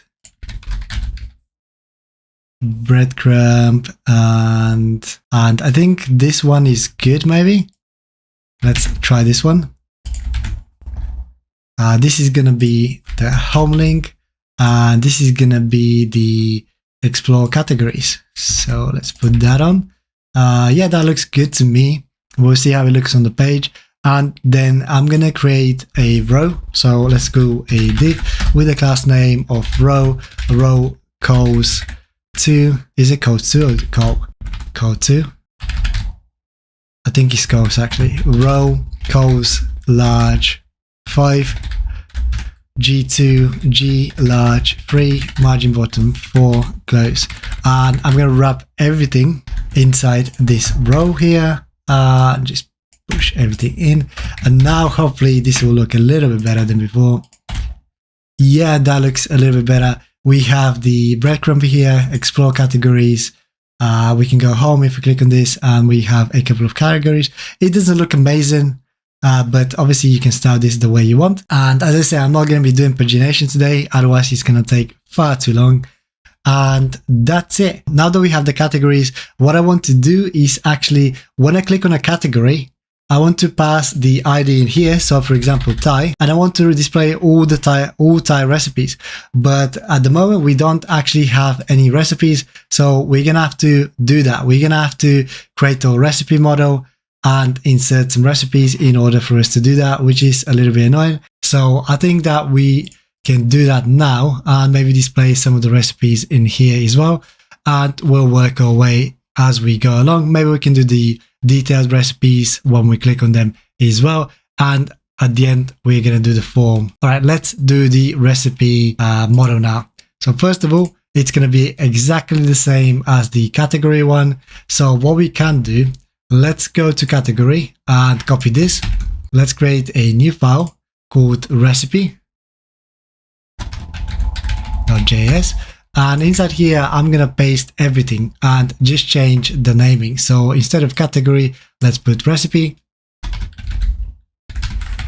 Copy this, change it here at the bottom. This needs to be recipe as well, and I think that's looking good. Of course, we're gonna change the whole thing in here, so I'm gonna remove all this and start from the top. But one more thing that we need to do is include it in the database.js file. So let's include recipe. And very important thing that we need to do is inside the controller, we need to include that at the top as well here. So this is going to be our const recipe, and it's going to be equals models / recipe like so. And I think that's good. If we were to go back to our recipe model, we can start constructing this. So this is going to have a name, comma, Then we're going to have description. This is going to be a string as well. We can have an email. I'm only having a few, not too many. Email can be a string as well. And as you can see here, we put in required on every single field. They don't have to be, but it's going to be helpful to have. We're going to have ingredients.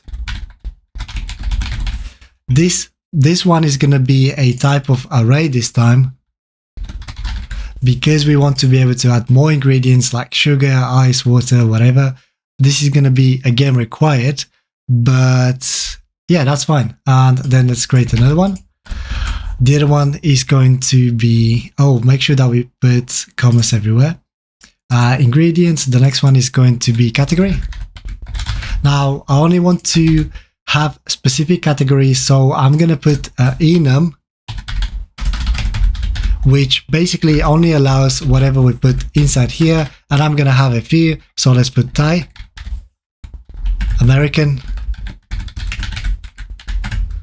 Chinese, Mexican, and let's put Indian. Okay, we need to put a comma in here as well. And what else do we have? And last, we're going to have another one, which is going to be an image. So this is going to be image. This is going to be a string, and it's required. Yeah, that's fine. Everything is looking good in here. Save this, and I'm going to insert some dummy data just like I've done it before. I know it's a little bit of cheating here, but I'm going to copy this so I can leave it for you. So if you wanted to insert some dummy data as well, there's probably a better way of doing it, but let's do it. So insert dummy recipe data. I'm going to put this one on recipe data, put this in here to initialize the function, and of course we're going to remove all this. And I'm going to paste some dummy data that I've copied from the Jamie Oliver website. I have put the source link as well, and I've only put some of the information of each recipe. Obviously we need to give credit anyway, so I'm going to paste all the information here. As you can see, we have name, stir-fried vegetables, description, source. Well, that's part of the description. We have email, different ingredients listed. We have category of Chinese, image, stir-fried, and so on. If I save this, make sure that we've saved everything. And one last thing that I didn't do just now is at the top, I'm awaiting category insert many. So that needs to change to the one here, to the recipe. We need to change the model. So we're inserting it into the correct one. Save this. Let's run the website.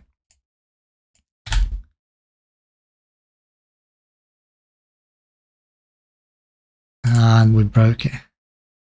Enum can only be set an array of 6 string or numbers, not mixed. Okay.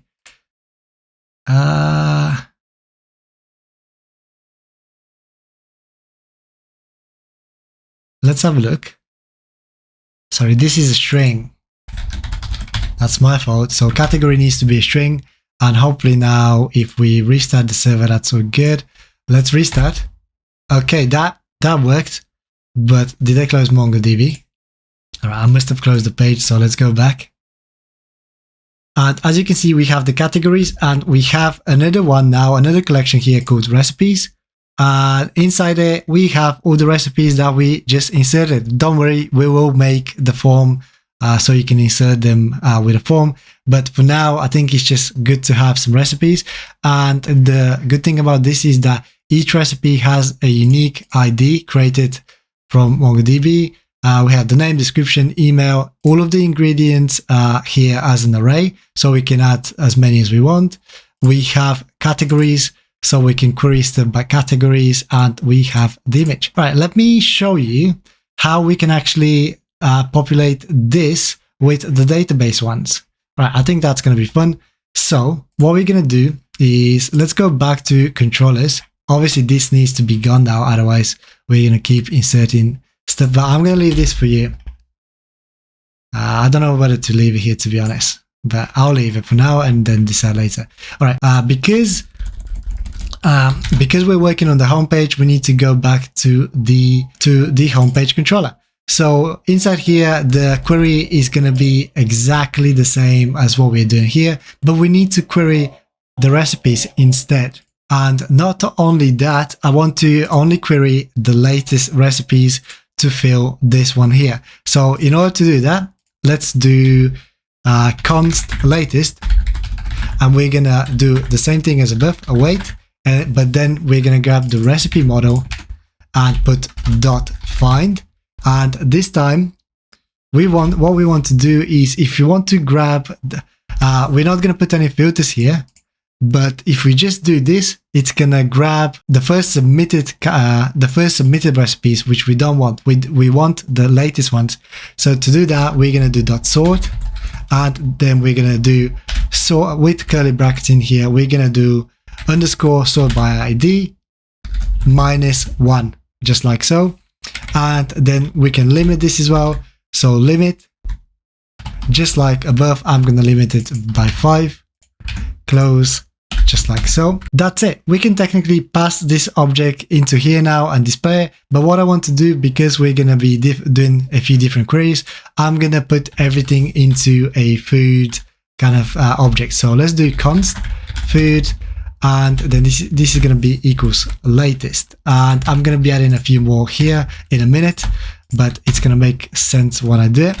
So I'm going to pass this food object, which is going to contain the latest one, the latest from the database. So let me show you what's going to happen. I'm going to copy this, pass this inside here, and we're going to do the same thing that we've done with the categories, but we just need to go inside food and then latest.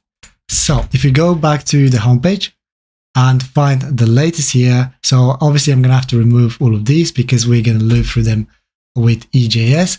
I'm going to make some space so you can concentrate on this. So we could potentially do what we've done above.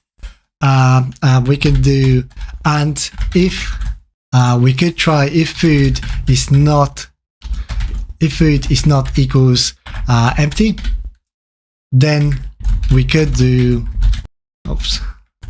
So annoying. Okay, so close EJS here, open EJS in here, close the if statement, and now we can do a for each loop inside here. And I'm going to show you something else as well. If we do, now if we go into the food object and then we go latest, then we can do a for each. And we can do a function. Then we can pass inside here recipe, and we can put index, open curly brackets, grab all this, close EJS, wrap everything inside here, like so. And let's have a look. And now I can use this recipe to populate the data. So for example, I want the link to be recipe, and maybe we just put the recipe ID. So I'm going to put EJS in here, and I'm going to put equals recipe. Let me grab this. Dot, if you want to grab the ID, it's underscore ID. This is coming from the database here. This is the ID, so we're grabbing this number, and that's it. And now if we wanted to grab, what else do we need? We have the image, so we might want to grab the image, so that would be recipe.image, and we might as well grab the name for the alt tag. I think we're going to put it here and we'll put name. I'm going to copy this and just put it here for the name as well. And technically speaking, this should loop through and display the latest products. Save this and hope for the best, as always. Let's go back, refresh. And as you can see, the images are broken. And this is because I actually want those images to be in a different folder. So this is going to be the upload. And when we add a recipe, all the recipe images are going to go into public uploads, but I don't have any of the sample images now. So I'm going to have to copy a few inside here just for the example, and paste. So we have a couple of images now. We've changed the folder to be uploads. Maybe we can just do /uploads maybe. And then if you go back, let's refresh. And as you can see, these are coming from the database and these are the latest recipes. I can, if I was to remove the sort here, let's say we remove the sort, you will see that the result will change. There we go. The result is changing. And these are, I think these were the first ones added to the database, and that's why. So that's why we want the latest here. All right, we can do a couple of more here as well. So for example, we can do, let's do the queries first maybe, and then we can do them at once at the front end. All right, so we've got the latest. Maybe let's do Thai, American, and Chinese. So what I could do is do another query, const Thai, and this is going to be slightly different. So we can do a wait recipe dot find, and inside here we can pass different filters. Now this is quite useful because, for example, at this point I only want to find the Thai recipes and display them on the front page. The way to do that is we can go into the categories. So each recipe has a category. This one has American, this one has Thai, and so on. So we want to filter by category. To do this, we can do find, and we can put category like so in single quotes, and then column, and then we can put the category, which in this case is Thai. And we can also limit the results like so. I'm going to put the limit number again, and let's do exactly the same thing for the American and Chinese. So 1, 2, this is going to be American, this is going to be Chinese. And if I copy this, I can change the category to American with capital A, and I can change this to Chinese with capital C. Now I can move those objects into one big food object. So we have latest, we have Thai, we have American, we have Chinese, and we pass this as a whole into here, and now I can reuse it. If you go back to, let's close all of this. If you go back to the home page, we can now literally copy this section here and start changing it. So let's start with the Thai recipes. I'm going to make a lot of space so we can see. And instead of doing latest recipes, let's do Thai. Thai recipes, view more is fine. Maybe we can, so this might need to be changed to categories. And then we'll put Thai, but we'll figure out this later on. Let's do it for now, actually, just so that we don't forget. And then inside here, we check for food latest, but we don't want latest, we want Thai. And everything else stays the same because we're using the recipe here to pull the data. So Thai food should be done. If we go back, refresh, we have the Thai recipes only, which is good. One thing that I wanted to show you is that sometimes if an object doesn't exist, you might get a problem, and you could solve this. Instead of doing the if Thai food, you could do something else. You might have seen this before, but you could do type of food dot in this case Thai, and then you can say if it's not equals undefined, obviously they are defined at the bottom. You could do ampersand and then food dot Thai and then dot length bigger than 0, and then this should also work. So this could be a useful yeah, it's also working. This could be a useful trick if the object doesn't exist. That's another way of you checking whether this object is undefined. And let's have one more. So the next one is gonna be American. So we can put American recipes. What else do we need? American. Then that's absolutely fine. That needs to change to American, just so we don't get it. Let's just do with American not equals empty. A little bit easier. Okay, So that's fine. That's fine. And we should be able to get the American through that. So Thai, American, it's all here. Lastly, let's just put one more just for this example. I'm going to get, so this is going to be Thai.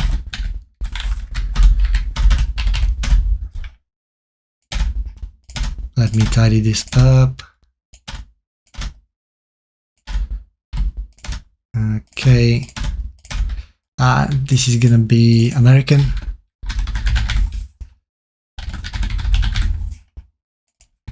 Thai. Okay, this is a little bit better. This is going to be, what did I say? Chinese, last one? Chinese recipes. And one thing that I didn't do on every single recipe is to put an else statement. So if there is no recipes, we potentially want to say no items. So we could do this in here. Sorry about that. Else open, and we need to close it. I can fix this quickly.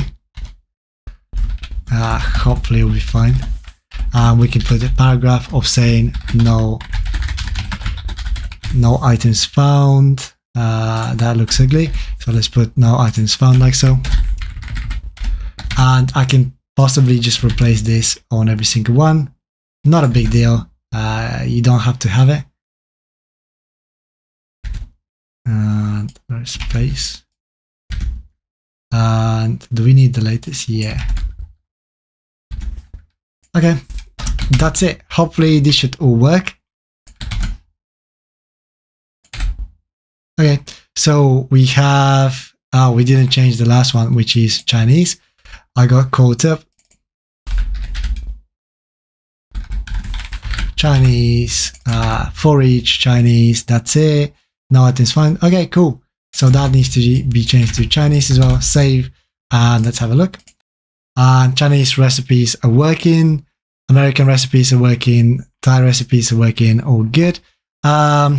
If we click on view, these are working as well. Maybe we could have put this with the big image for the categories, but doesn't matter for now. I would say that we should do the detail view next. So when we click on a recipe, it displays it in a nice detailed view. So let's have a look at how we can do that. So first of all,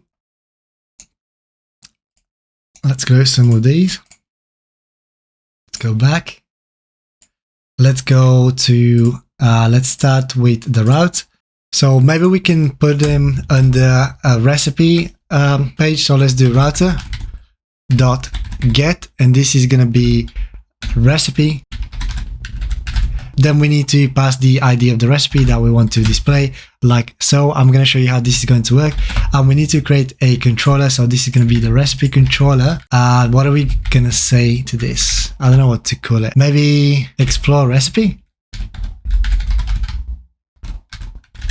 Explore recipe will do, and close. All right. So now when we click on a product, we want to go to the recipe page with the product ID, and we want to query it and display the detailed view. All right, let's have a look at how we can do that. So we have the router here. We're obviously going to need to create the recipe page, which is going to be here. So recipe.ejs. We're going to have, so let's say recipe for now. Let's close this. So the router is there. We're going to have the controller. All right, let's copy the categories one and we'll change it. So this is going to be a get recipe with the ID /.id. And let's say recipe page. And this needs to be changed to the one that I just created. So explore recipe like that. We're not going to need a limit here because we're only grabbing one. Obviously, we're going to use the recipe model, and we need to change the query as well. So let's change all this. You know what? Let's delete all of this and start from beginning.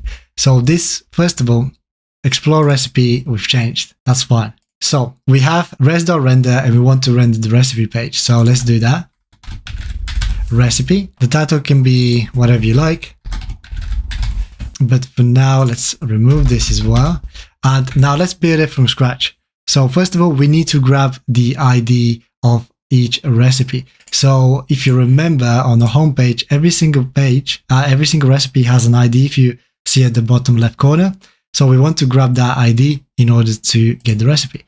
So to do this, we can use the rec.param. So let's do rec.params. So let's do let recipe ID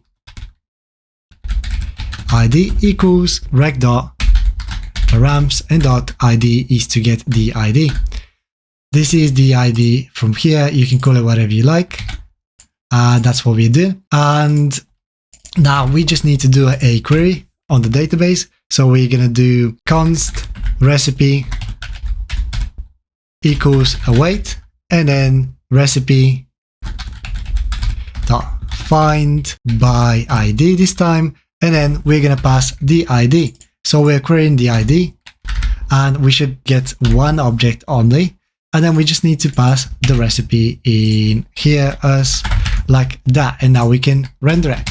So if everything has gone well, we should be able to go to, first of all, we can even probably click on, let's have a look, let's refresh, click on an item, and it goes to recipe. That's good. And as you can see, we have recipe and we have the recipe ID, which we're grabbing. Now we can display all of this data with EJS.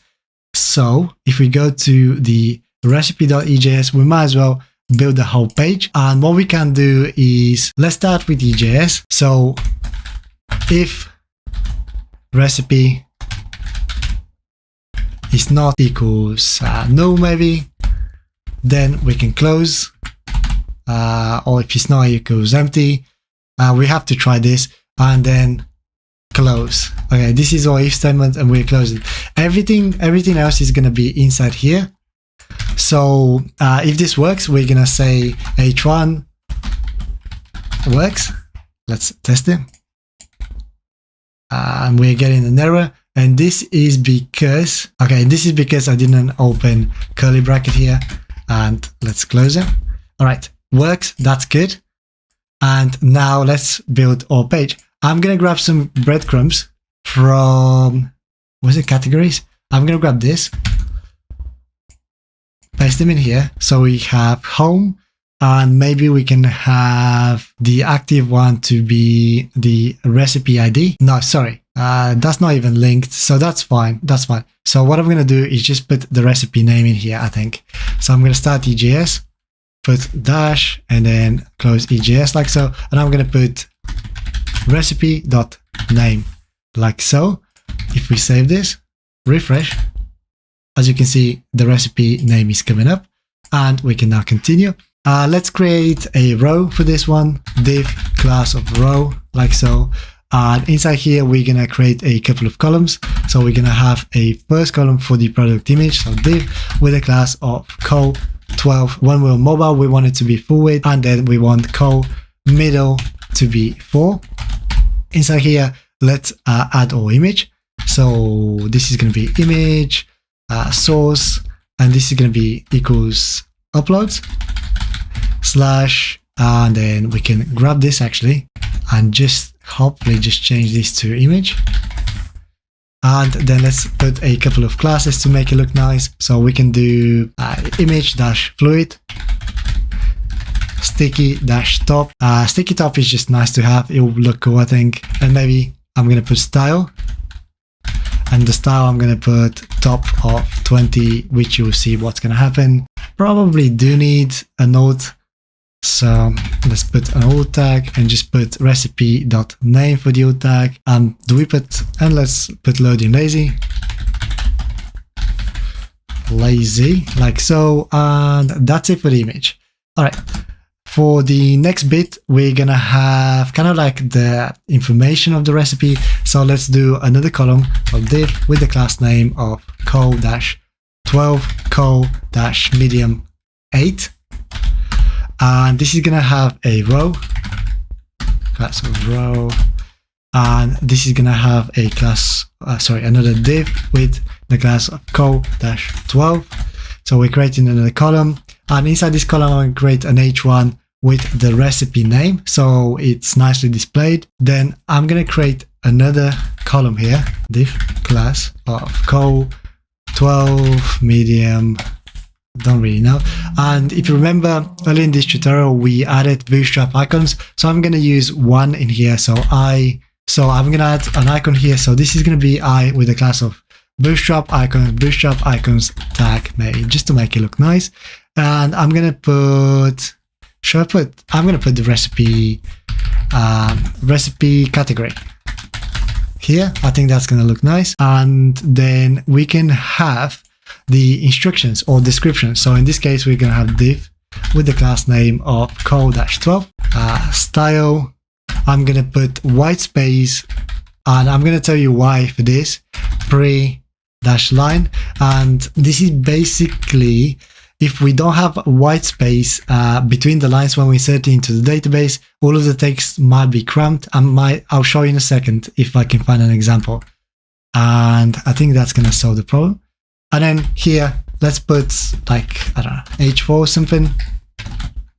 And let's do cooking instructions. Then let's put the recipe description. What else do we need? We need the ingredients, but for the ingredients, I'm thinking of creating another row. Where is this row? Okay, I'm going to create another row inside here. So this is going to be div with the class name of row padding top form. And we're going to do another div inside here with the class name of co-12. Inside here, we're going to put h4 ingredients. And for the ingredients, we are going to have to put an ordered list. Now, let me show you what I'm going to do here. Because the ingredients themselves are actual array, I actually want to display them one by one in a list. And in order to do that, I'm going to have to do a for each in here. So a little bit of work, but it's going to be nice. So this URL is going to have a class of list group flush. And inside here, we're going to have a list, and each list is going to, actually, we're going to loop for each list. So let's do the for loop. So what I'm going to do, start EJS, come on, start EJS, and then recipe dot ingredients. And then we're going to do for each, and then function. Oops. And then we put the ingredients. It doesn't have to be that long. You can make that a little bit smaller if you wish. And then index. And then we put open curly bracket, close curly bracket, but we need to grab those two. Close EJS here. Because we're looping, we need to open EJS here. Close it with the two brackets. So curly bracket and normal bracket. Close EJS like so. And inside the list, we can then put class name of list group dash item. And inside here is where we can add the ingredients. So we can do, let's have like dash ingredients. And hopefully this would, let me just tidy this up a little bit so it's on one line. Hopefully we should be able to look through this list and display all the ingredients for each product. And I can put that inside like so. And one last thing, if something didn't work, maybe we can put an else here, open it and close it. I keep forgetting this. Else, do we need? Yeah, we need a curly bracket. And we need to put a message for my as well. So no item found. Okay, hopefully if I've done this correctly, we should go back. Refresh, and as you can see, we have the image here. We have the title, we have the category, maybe we need some space between it, cooking instructions, ingredients, and they're all nicely listed. And as I said, I've taken this from the Jamie Oliver website. It's only for learning purposes. If I'll show you, if I go down, actually, if I put the browser to be a bit smaller, this is what I've done with the sticky. I think it's just a nice effect, nice to have. Definitely just playing around. Let me just put space in here. Save. Okay, a little bit of space. And if you go back, we can see that we have, I don't know, if we click on any of them, like let's say this one, we get the recipe, everything is working. And yeah, that's pretty cool. So the next thing that we can do is potentially do the category. So if I go here and if I click on a specific category, I want to only display American food or Chinese food or Mexican food. So this is going to be very similar to what we've just done. First of all, let's find the category page and change this a little bit. So let me open it. Categories, here we go. So categories, I want this image. Can I do the category image large maybe at least? It's going to look a little bit better. It's going to make me feel better. Oh, those images are too small. Okay, ignore this, ignore this. Nobody saw this. I think the images I have are too small for this. So I didn't choose the right images. Anyways, we want to link this. As you can see, all of them are linked. Categories, American, Chinese, Mexican, Indian, so on. So when I click on this, I want to only query the one that I've clicked on.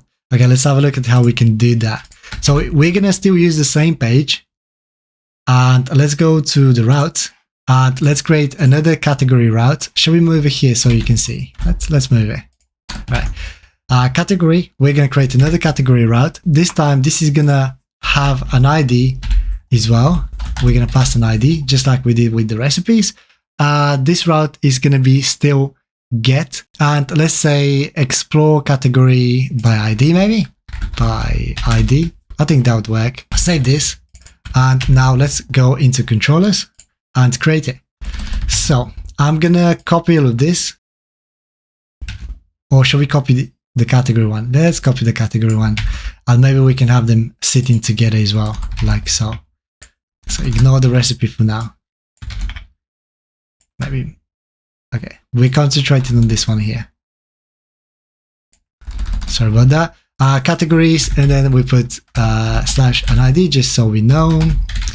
Category ID, something like this.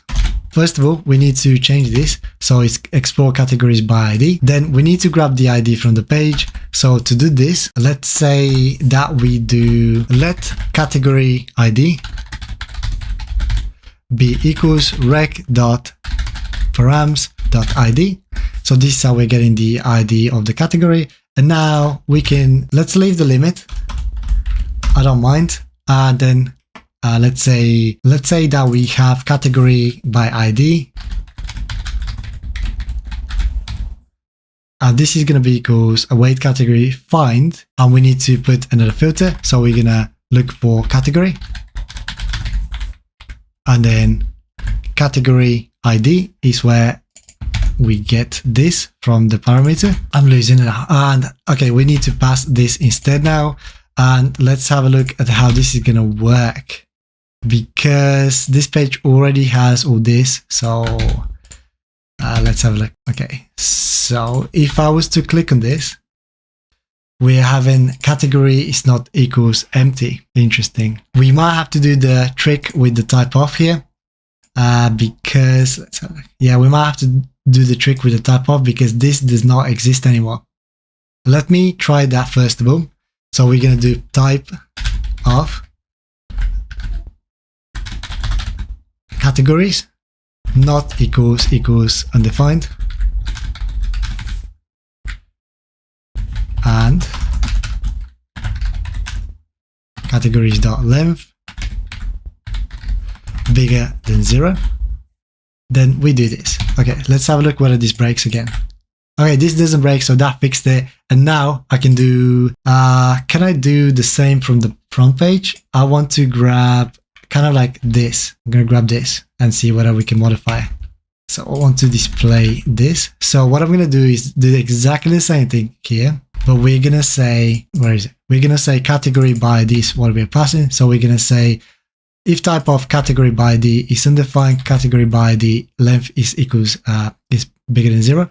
Then we want to do for each, and then we want to put the recipe ID, image, name. That's fine, or not found. Maybe we need to remove this, but we'll do that in a second. Okay, that's all working. The only thing that is not working now is the, okay. We're looking through the categories again. Okay, we need to look through recipes now. So that's why. Recipe find category ID. So yeah, I needed to change the query. And now if you go back, and we do that, as you can see, we're getting the Thai recipes. I should have put, let me put a link back to make it a little bit more intuitive, let's say. Let's do categories.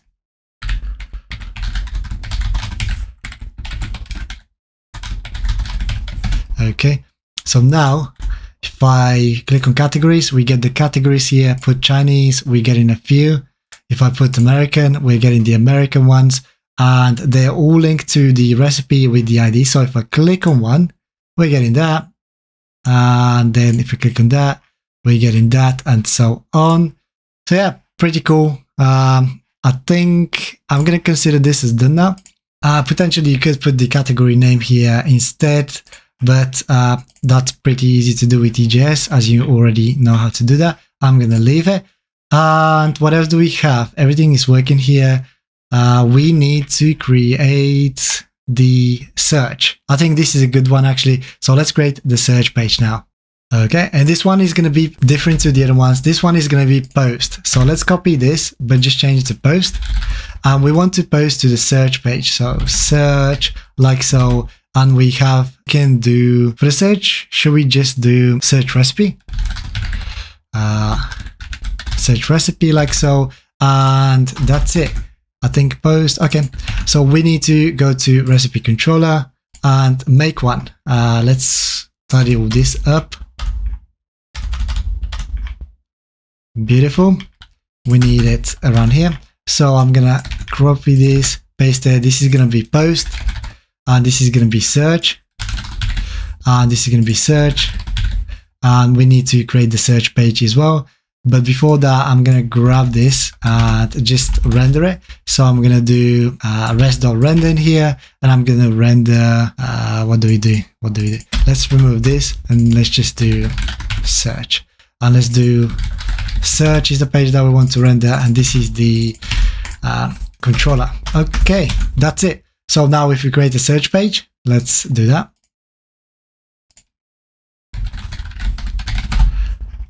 H1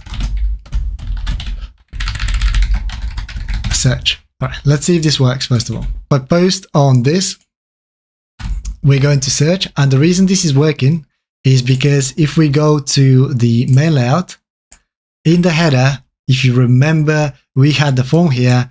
The form has the method of post and the action of search. A very important thing in here is that the search, to grab the search term, I've put the name to be called search term. I think that looked like it's misspelled, but yeah, search term is what we need to grab in order to do the query. So let me make a note of this.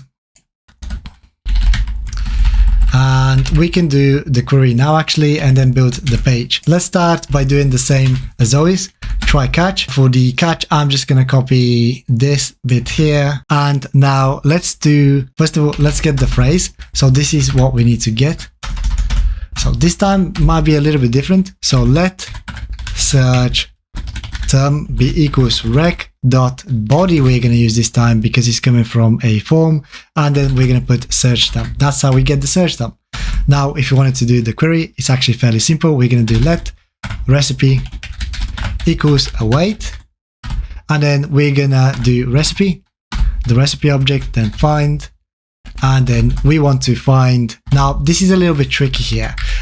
We can't just search in MongoDB that easily. We're going to have to do some magic here. So bear with me. I'm going to do some crazy stuff in here. Let's do text.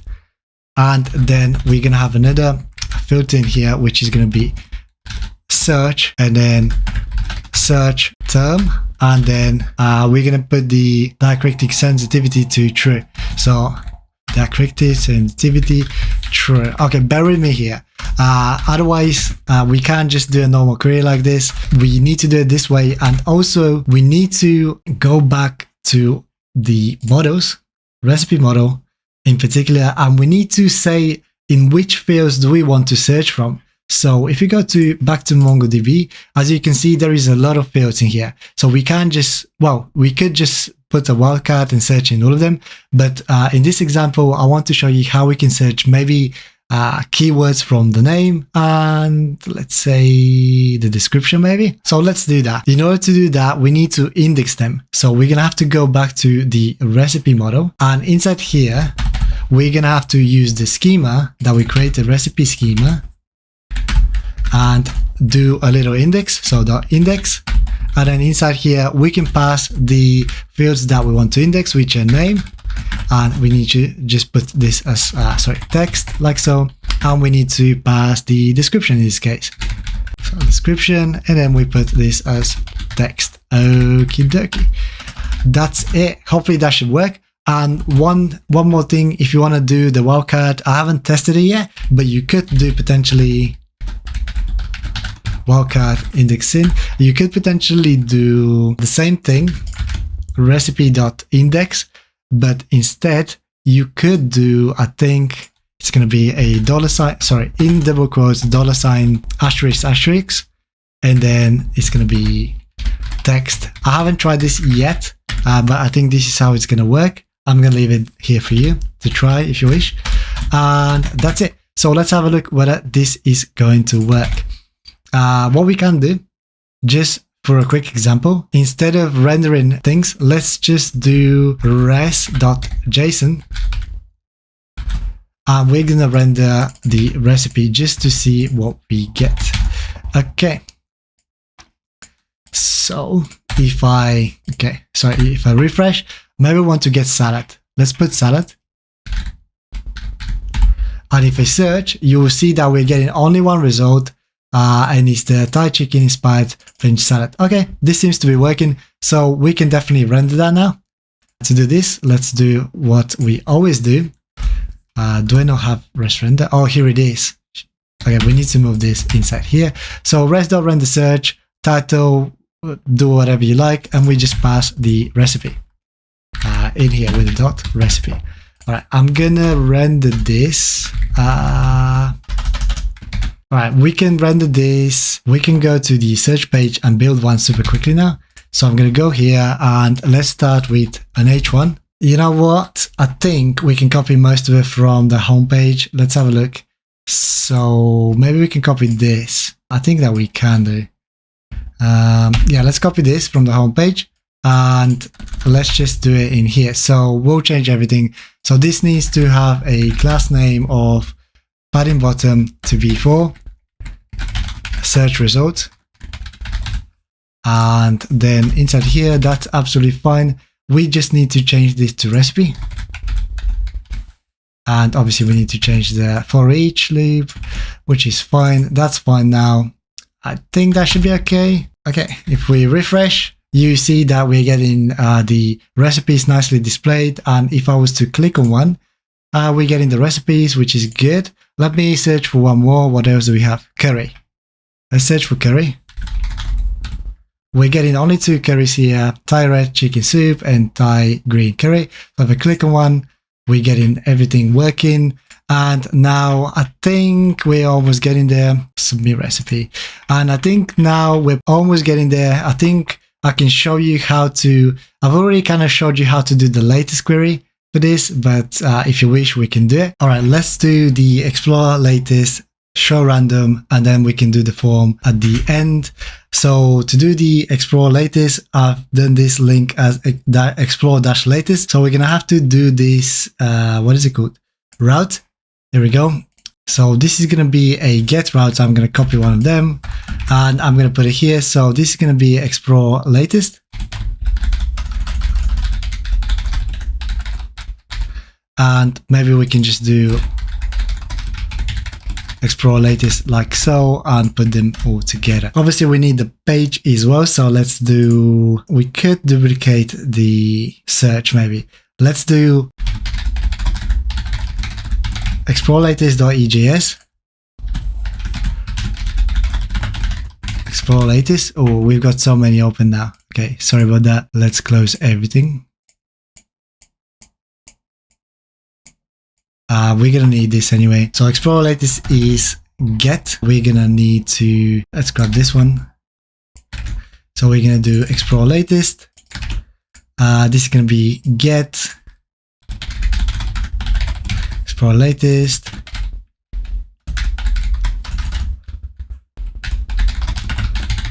explore latest, and for the query, I'm going to do this from scratch. So maybe we do the same as the other ones. We just do const limit number, and we put that limit number to be 20 or whatever. And then we can do const recipe equals await, and then we get the recipe dot find. Inside here, we don't put anything, as we just want the latest. And I've done that earlier. Actually, we're going to do just sort. And if you wanted to sort it out by latest, inside here, we just put underscore ID and then -1. That should do the job. Then we can put the limit if you wish. Limit. And then inside here, we put the limit number like so. We're already passing this object, so I could potentially just go to, was it the search that we just done, and grab this, I think. Actually, I'm going to grab everything. Just paste in here, change that now. And hopefully that should be it. So if I was to refresh, explore latest, and we're getting recipe ingredients for each. We changed the controller, but we didn't change the rendering page. We need to change this to explore latest. And that's it. I think that would be it. Cool. Let's have a look. Fresh. And if we click on explore latest, we're getting the latest products in here. And that's it. I'm going to leave this one as done. So I'm going to click on this and it's working.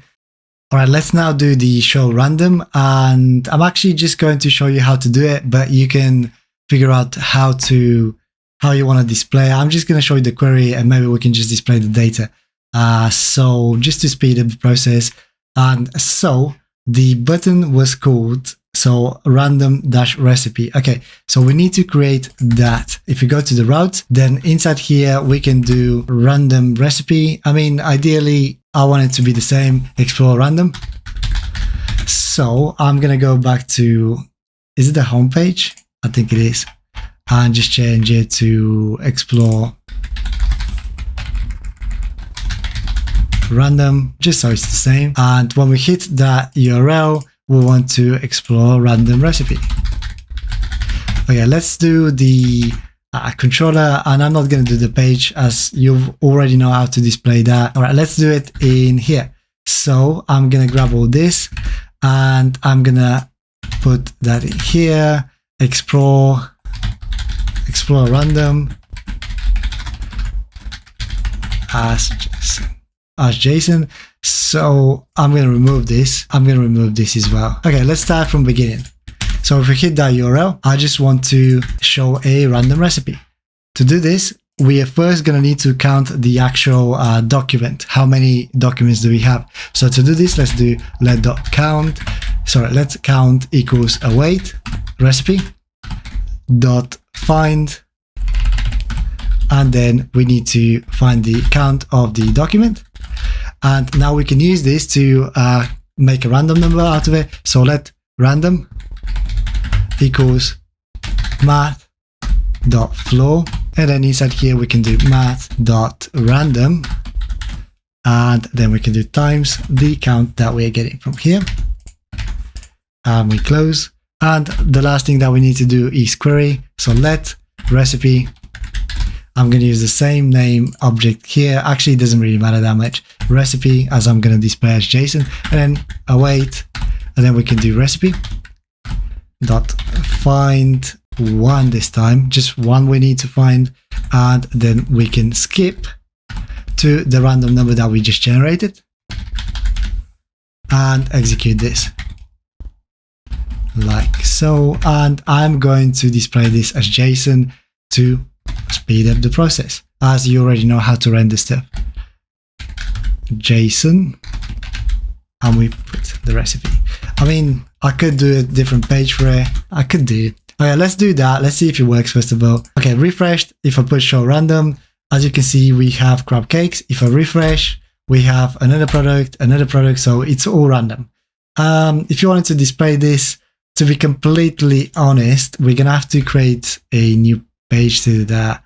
And I'm just thinking, can we just use the explore latest. I'm just going to do it like that. I mean, you can display it however you want, but let's do it. I'm going to copy all of this.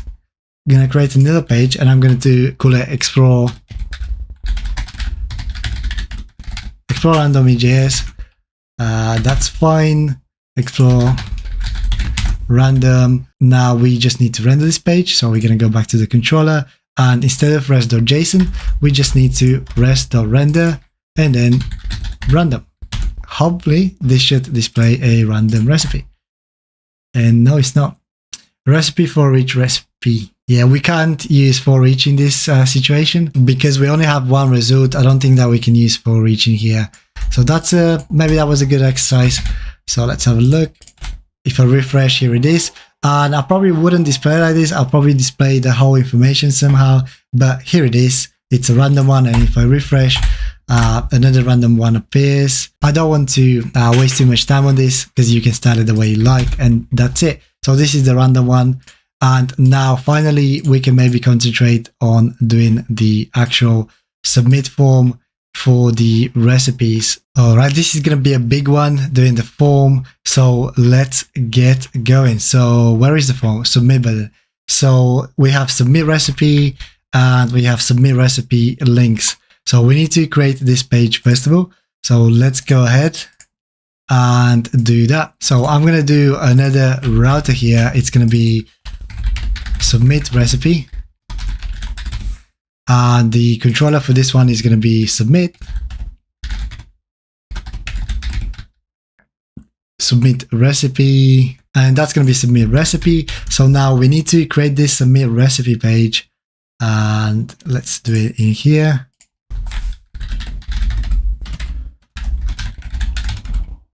Read.js and then h1 submit. Okay, we'll come back to this. So now that we have the route here, that's cool. Let's create the actual, and by the way, this is going to be get, just to say this is going to be, okay, let's go to the controller. So let's do it in here. Let's just make sure that we just render the page for now. So what I'm going to do is grab this. Now I'm going to grab all this, just do like a simple render. So let's copy this render here, and we're going to render submit recipe. Submit recipe. The only thing that I'm going to do is remove this and maybe do submit recipe like so. That's it. And I need to change the controller, this.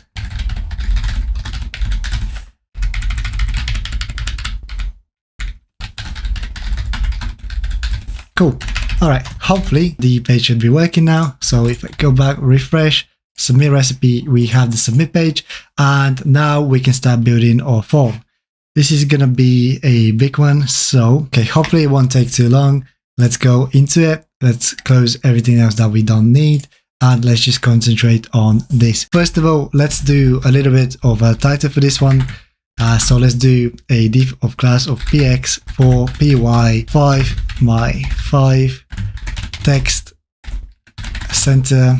So many classes. h1 class display -5 and then bold, and this is gonna be submit your recipe.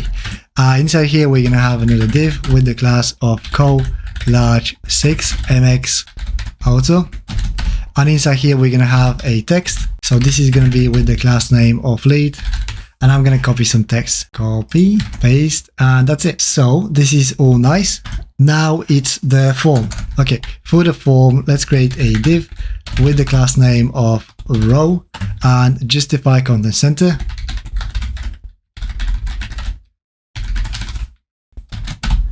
Inside here, I'm gonna have a column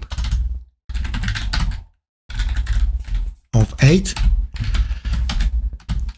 And then inside here, we're gonna have the form. So basically I've made the form slightly smaller than 12 columns, and I want it to be in the middle, and then we can start creating the form in here. So There are a couple of important things to know about. So first of all, form action. This is going to be submitting on the same page. So submit recipe.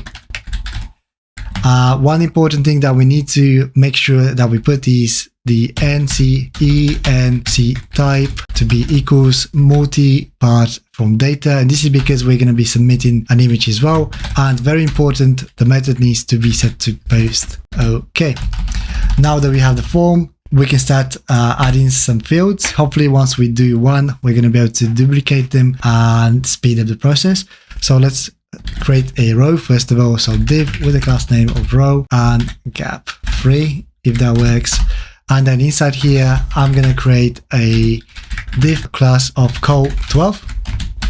And inside here, I'm going to start adding the first input. So the label for this one is going to be for email. The class is going to be form label. And this is going to be email. Let's create an input. The input will be the type of email. The name will be email. The ID doesn't email. Cool. So what's important here is the name. We're going to be grabbing the input information using this name here. So you can name it whatever you like, but you need to remember that. And then we can do the same for the rest.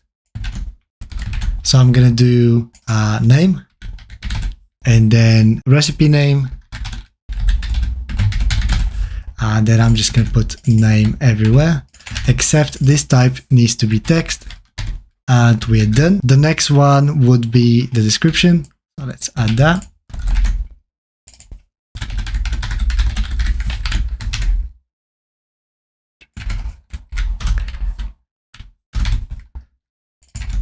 Description, type of text, absolutely fine. Actually, the description needs to be text area.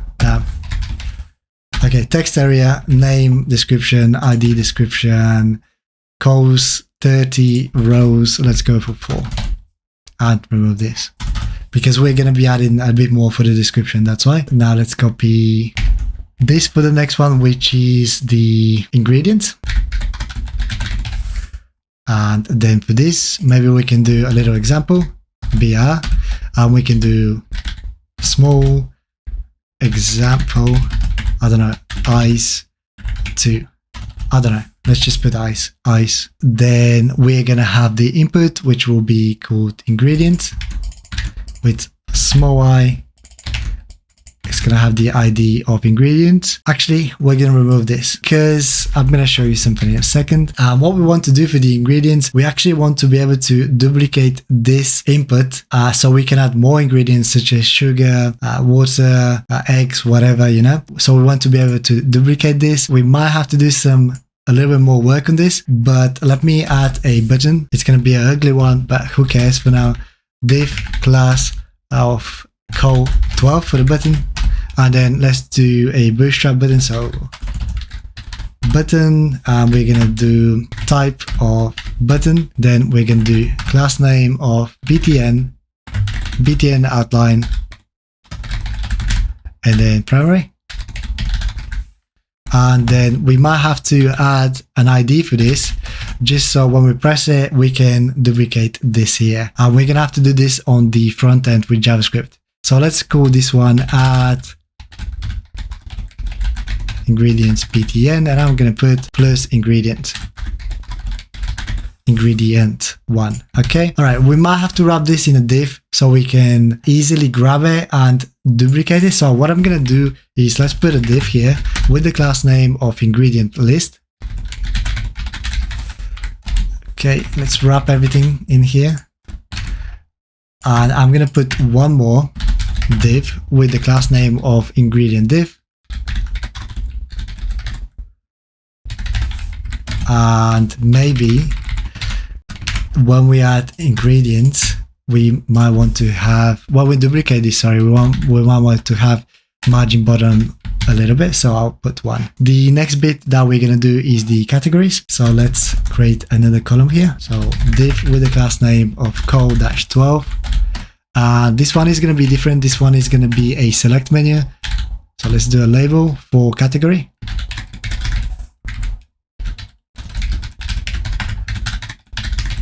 Category, and then we can do a select, and then we can do a class, form,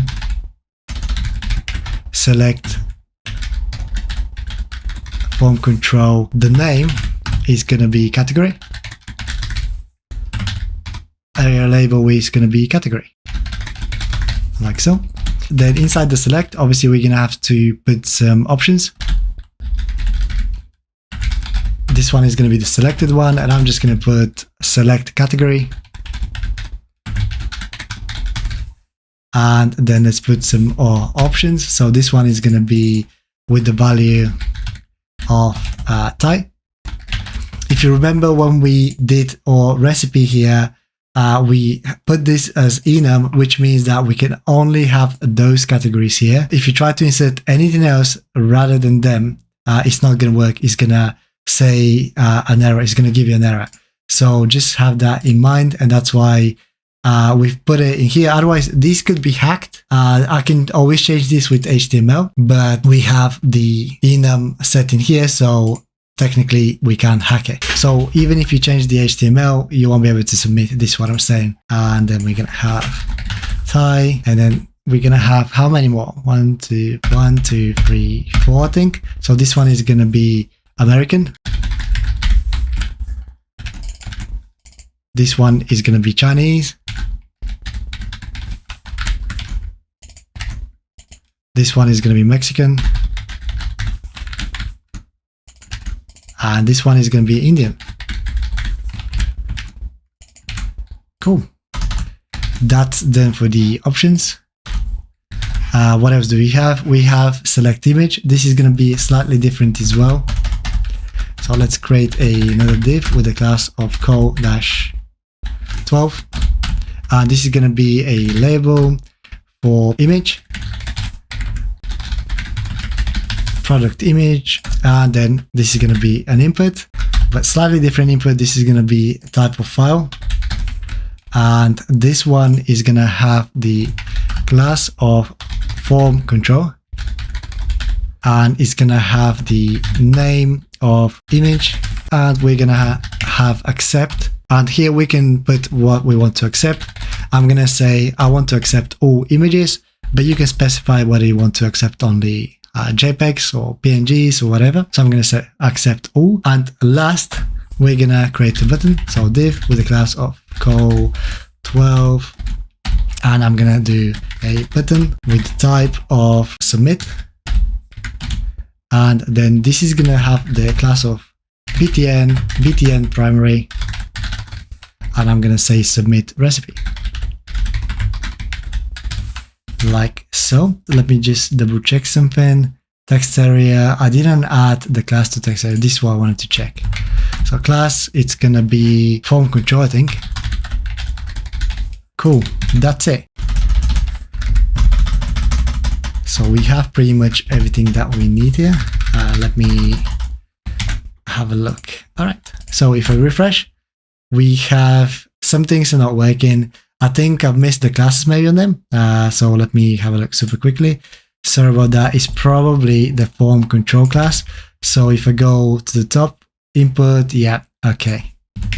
Class form control, class form control, and then the rest should be okay. Yeah, everything is looking good. The form is looking good. So if we go to submit, we have submit your recipe, and we have all of these things. Now the ingredients doesn't seem to be working. So ingredients. It's going to be this one here, form control, and that's it. Before we do anything, we might have to wire this up. We're going to have to do some JavaScript in order to be able to copy this so we can add more like sugar, ice, whatever. And yeah, let's do that. So first of all, we're going to have to go to our main layout and have a look at whether we have a custom JS file, which we don't.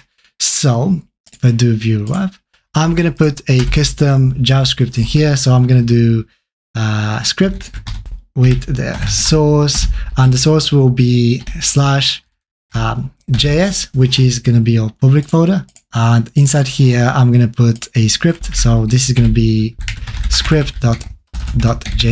And I'm going to try this straight away. So I'm going to create a script.js. And let's save this. And one thing I can do is just do an alert. Now this is a front-end JavaScript, by the way. Hello world. Let's save this. If I refresh, we're getting hello world. So the JavaScript works, which is great. I can remove this. And now I want to be able to copy this input using the class of this. And I want to copy it on the press of this button here with the ID of add ingredient button. So this is going to be an interesting one. I'm pretty sure that it's so easy to do with the other frameworks, but with pure JavaScript, it's a little bit of a hell to do. So let's do it. So first of all, we need to select the button. The button was called add ingredient btn.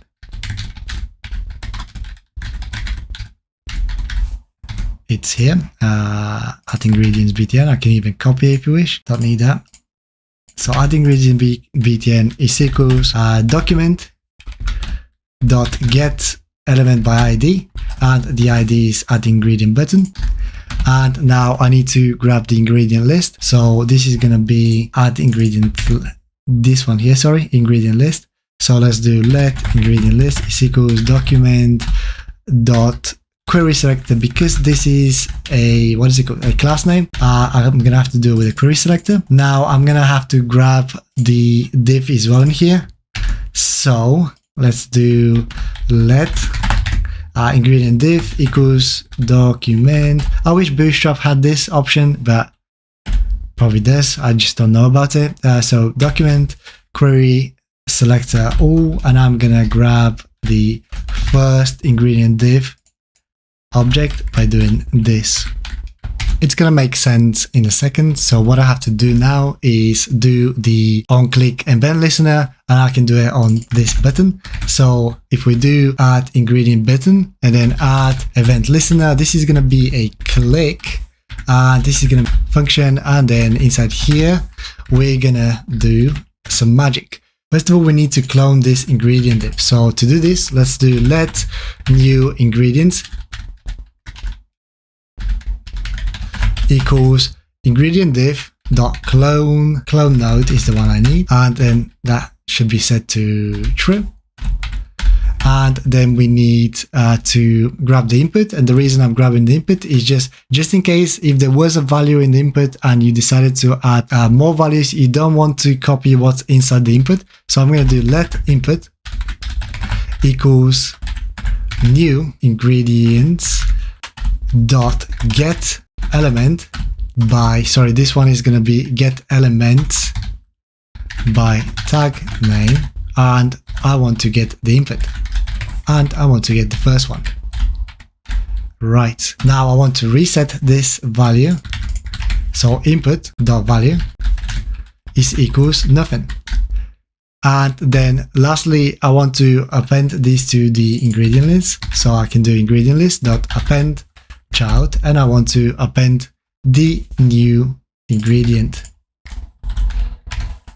It's a little bit confusing, this one is, but hopefully it will work. So if I was to go to the form, refresh, and if I click add, we are adding more ingredients, which is what we want. I'm not going to do the reverse now. It's taking far too long. And now let's have a look at how we can actually submit the information and upload an image and get some flash messages. Actually, that might be the next thing to do. Let's set up the flash messages just because it would be easier to set them first and then work with them later. All right, for the flash messages, we're going to have to go back to app.js. And we're going to have to insert the rest of the dependencies that we installed earlier in this tutorial. If you haven't yet installed them, don't worry, you can just install them now. It's not a problem. But I'm going to require them here, and then we're going to make it work. So it's going to be quite a few of them. We might as well put the file uploader. So let's do const file upload, and this will be equals require. And we're going to require the express file upload like so, and then we're going to need the session, so const equals require, and we are requiring the express sessions, express session, sorry. And then we need the cookie parser, so const cookie parser equals require, and then we have the cookie parser like so. And we also want the flash messages, so const flash equals require, and then connect flash. I can't believe how many dependencies we need to add to make the connect flash work. I'm not sure whether there is an easier way for this, but I've already made a specific tutorial on this as well if you want to check it out. But I'll explain as much as I can here. And now we need to set a few things up. Under here, I'm going to put some more middleware, of course. So we're going to do app.use, and we're going to do cookie parser. And this is going to accept, first of all, we need to put something secure here. So cooking box secure, very secure. Close this. And then we need to do app.use. And then we need to put session. And inside here, we can pass a three options. Actually, the first one is secret. And we just need to put something secret. So let's put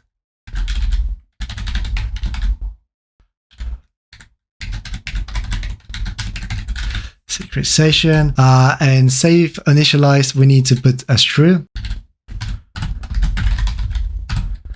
And the last thing that we need to put is resave, we need to put as true as well.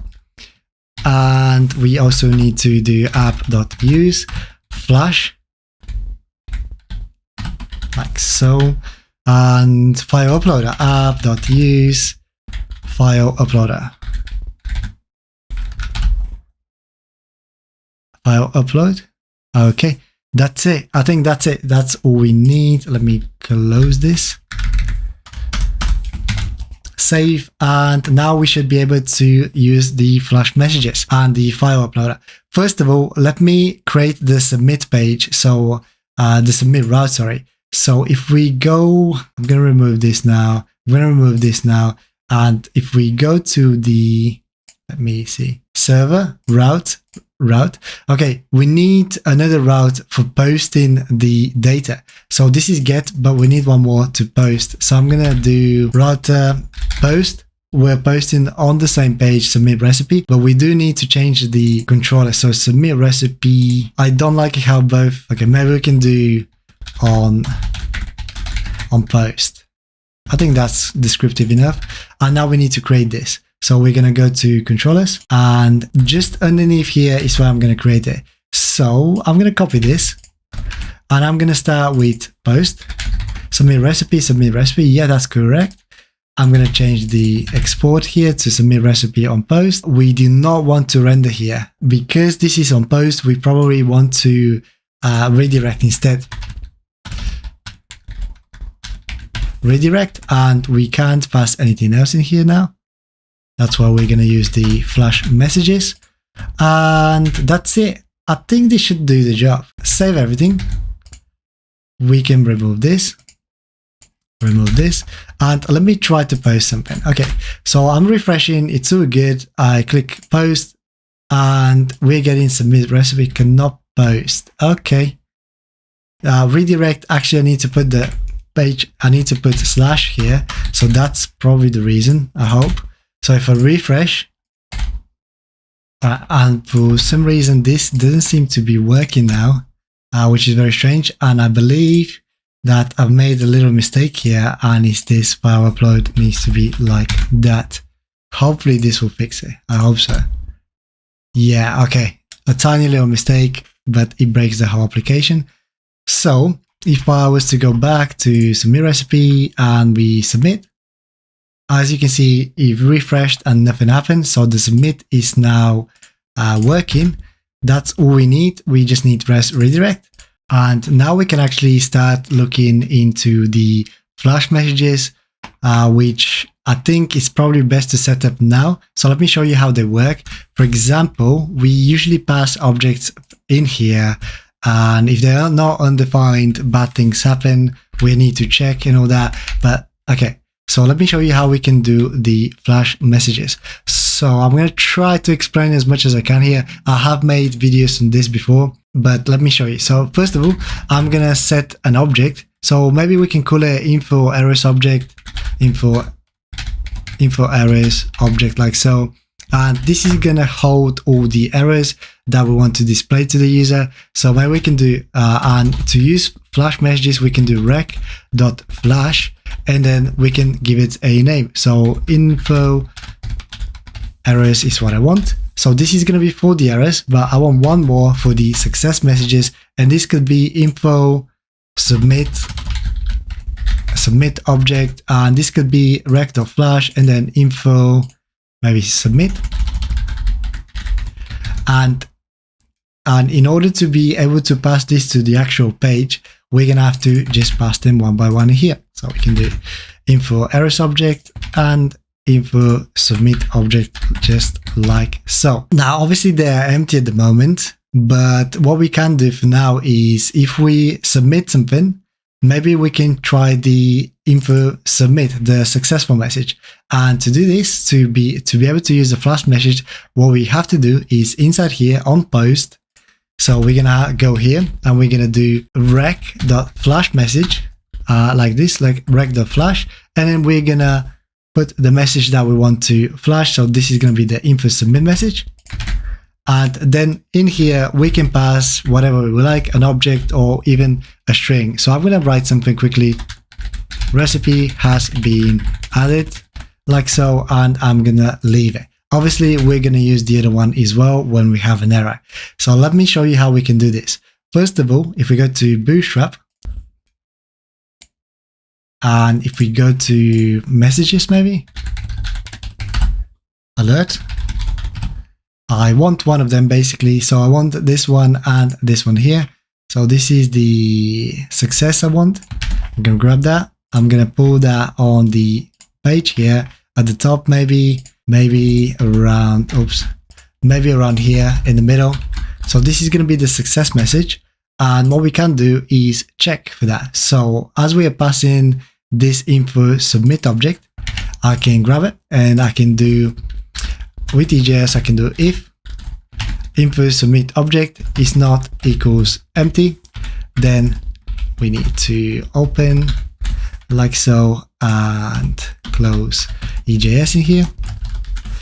So if this is empty, we're not going to display anything. And to prove that this is working, hopefully we can go back, refresh, and nothing is happening. We don't have anything. But if I was to submit something, and actually I want to get the object name, so I might as well do that now. So I'm going to do dash info submit object, and I think that's it.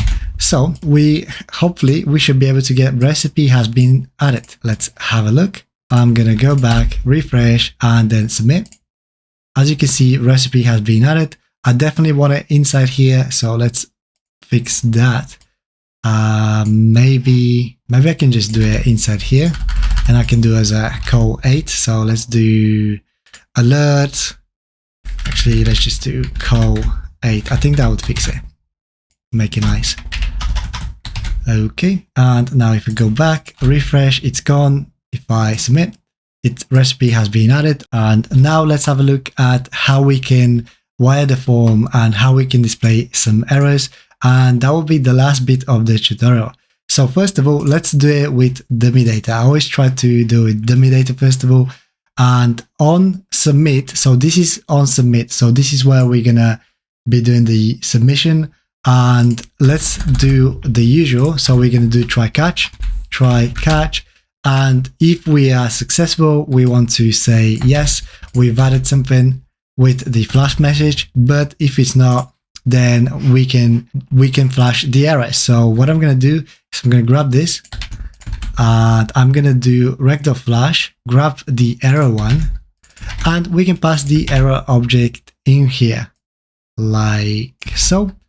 And that's it. We can also redirect as well to the same page, and that should work. And now let's try to submit some data to the database finally. And to do this, to add a new document, we can do const. Maybe we can do new recipe. And this will be equals new recipe, which is our model here at the top. So I'm going to grab that. I don't need to do that, but I just wanted to show you. So I'm going to grab that new recipe. And then inside here is where we add the data. So what I'm going to do now, let me close this. What I'm going to do now is add a bunch of data. So if you remember our model, we have name, description, email, ingredients, category, image. All of them are required. And let's do that. So first of all, let's start with name. And I'm going to add some dummy stuff. New chocolate cake. Then let's do description. And then we're going to do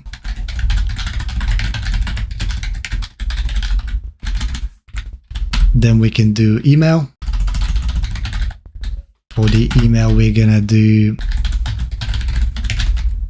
hello.rally.co.uk. For the ingredient,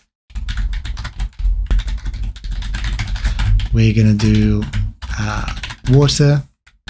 And for the image, no, for the category, if you remember, the only categories that we can use from the enum here are Thai, American, Chinese, Mexican, and Indian.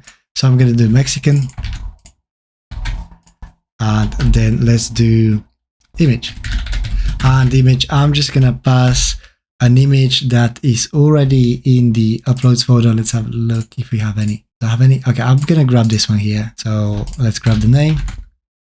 So it's not empty really, that's all. And that's it. Now that we have created this, if we wanted to save it, we can do await new recipe that we just created above, and then we can just do .save like so, and that should save to the database. Obviously this is dummy data, so on submit it's going to save. If it fails, it's going to go here and it's going to display an error. We have to do the same thing for the error here. So we're going to have to do the same thing, but it's going to be info, where is it? Sorry, info error object. So info error object, and this is going to be danger thing. And that would be it. And I think we might have to go inside this object, but I'll show you why in a second. So hopefully, if we go to the main page of the website, this is the latest product here. So if we submit a new one, let's have a look. Oopsie. Let me submit a new one. So obviously this is not working just yet. We're submitting the data that we just hard coded. So submit, a recipe has been submitted. If I was to refresh, we have the new chocolate cake here. I click on it and it's all good. Basically all the information that we just added. So that's working. It's also, if we refresh the database, we'll see it somewhere at the bottom, I believe. Here it is, new chocolate cake. Cool. Now, if we did have an error, let's say we didn't fill all of them are required, by the way. So if we didn't fill one of them, it should technically error. So I'm going to remove the name. And if we refresh now and submit, you'll see object. And the reason for this is because this is giving us like an error object, which we can play with here. So what I'm going to do, just to show you, rec.json, I'm going to display as JSON, and I'm going to put this inside the JSON here and display. So this is going to make a lot of sense in a second. So I'm going to submit. Oh, it's not res, it's sorry, it's not rec, it's res JSON. I thought straight away. Okay, here it is. So I submit errors, name, and message. This field is required. So it's realized that this name, this field is required. And now potentially we could use this to display it. Oopsie, it's so zoomed in, to display in our form here. But the laziest way, and probably not the so good way, the laziest way is to literally just grab this message for now. But you can play around by grabbing each individual error if you wish. I mean, I can try, but let me show you with the message. So if I was to, obviously we need to remove this. And if I was to go back and inside here put message, hopefully it should display the message. Did I remove the res JSON? I think I did. Okay, refresh. Did I not save it? Save. Okay, I didn't save probably. save this, refresh, and it's not working. I think it's because we need to go inside the object. My fault. So we need to go to the first one. So okay. Recipe validation field name. This field is required. So this is the laziest way. And if we haven't submitted the rest, obviously it's going to display the rest. And basically that's how we can play with the validation. Obviously this is coming from the backend, which is good. It can be disabled. Wow. If we do it with JavaScript on the front end, it's nice for the user experience, but it can be disabled. And I just wanted to show you in forms, you can get somewhere in forms validation. If you wanted to do that, I think it would be nice to do that, but it's just going to take too much time now. You need to basically follow this form. You can maybe copy it. I think on the form you need to include needs validation. What else do you need? Obviously you need the valid feedback stuff. I'm probably going to miss something. I definitely need the JavaScript, and you're going to probably input this JavaScript on the front end JavaScript in public. If you remember public JS, this is where you would include it. And yeah, just mess around. The other way you can do it, for example, maybe we can do for the name, I can just put required and the browser will handle this. So if I go back and if I submit, look at this, this field is required and it won't let me submit, which is really good. I can do the same for the rest. Now, one last thing that we need to do is submit the data from the form, which you probably already know how to do that. By this point, we can just replace all this. So name, okay, so let's replace all of this with real data. I'm gonna leave the image for last because we need to do something with that as well. I totally forgot. Okay, so for this, basically to get the data from the form, we're just gonna do rec.body and then name. Name is the name of the actual field. So if you go back and have a look at this, this is what it is. This is the name from the field.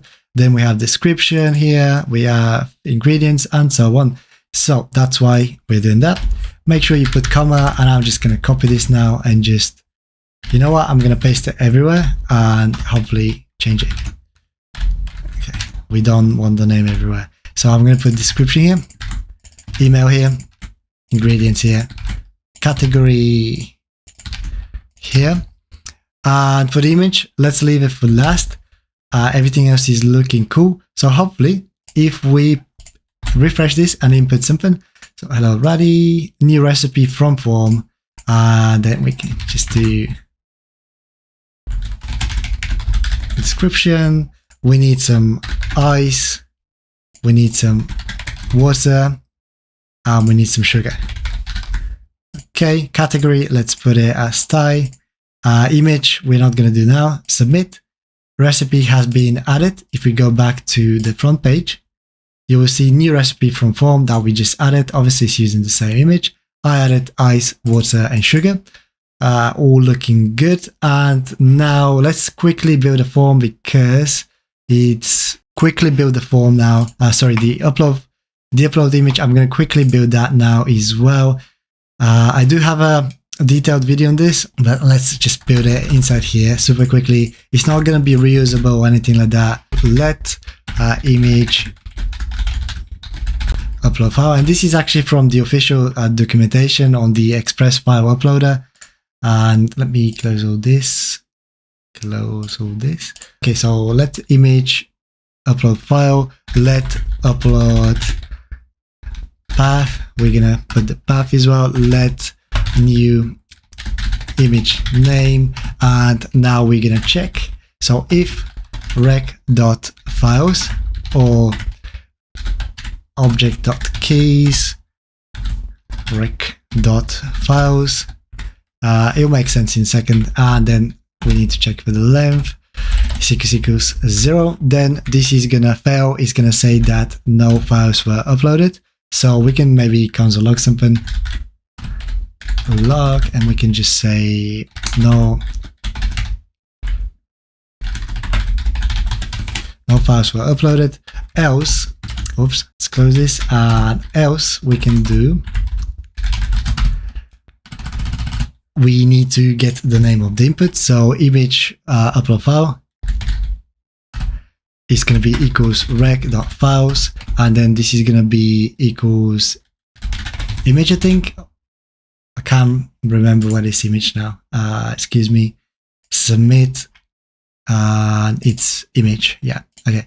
So image, close this, and then we're going to do new image name is equals. We're going to get the date now because I want to have a unique name for every single image that we upload. And then we're going to do plus image upload file dot name. And then we just need to set the directory. Upload path is equals require. And then we require the path. And to resolve to the main directory and go into the public uploads, we're going to have to do dot resolve.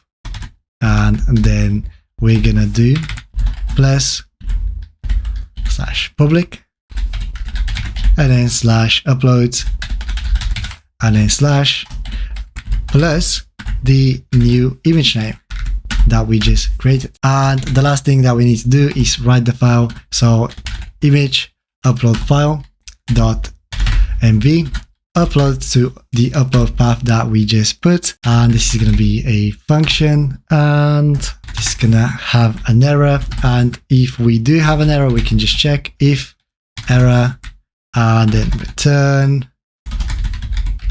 actually return res.status, and then 500.send error. Okay. So what we have to do now is replace this with the new image name. So yeah, we need to replace this with the image name, which comes from above. And I think, hopefully, if we are lucky, we should be able to upload an image and a recipe at the same time. All right, so let's start. Hello, new recipe with image, sugar. We can add more sugar, then Chinese, then we upload an image. I'm going to upload my logo here, submit. Recipe has been submitted. If we go back, you will see that my logo is in here. And if I click on it, it's displayed and it's all looking nice. And that's pretty much it from this tutorial. I know that there is a lot more to do, but I think this is pretty cool so far. All right, and the last thing that I wanted to show you, just as an add-on to this tutorial, is how to actually update a record and how to delete one. We're not going to do any forms or anything like that. I'm just going to show you the query. By now, you should be able to pass data, create forms, read data, yeah, and push data to the database. So let's have a look at a very simple query of updating a specific recipe. For example, let's grab this one here. So what I'm going to do is let's go back and let's open the server, controllers, and recipe controller. And anywhere really, as I said, I'm not going to do anything special. I'm just going to do the query. And when we refresh the website, I just want it to run. That's all. And so you can have it here, and then I'll comment it out. So to update a specific recipe should be fairly easy to do. First of all, I'm going to wrap everything into an asynchronous function. So let's start by typing that in here, async, and this is going to be a function. And let's call this function update recipe, like so. And inside here, we're going to wrap everything into a try catch, just like we've done everywhere, pretty much. And for the try, we're going to say const response equals await, and this is where we do our query. And the query will be recipe, because we want to update a recipe. And we can just do the update one. There is, as you can see, there is update many as well, but we're just going to do one in this case. And let's say that we wanted to update this recipe here with the name of new recipe. So I'm going to grab the name. So let's put name, put the name inside here so we can update it. And then if you wanted to update this to something else, we can do comma, and inside here we can pass the new value, so name, and then maybe we can put a new recipe updated, like so. Let's close this. Let me close this as well. We can't display the number of documents matched, so we could do the response and then n. And that is from the official documentation. This says this will be number of documents matched, and then we can do res.n modified, and this will display the number of documents modified.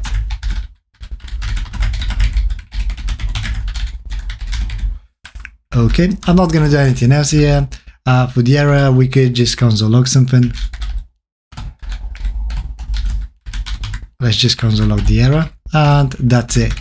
So to run this function, let's just put it inside here and run it. Obviously, we're going to comment this in a second so it doesn't run all the time. Otherwise, it's going to keep updating the recipe.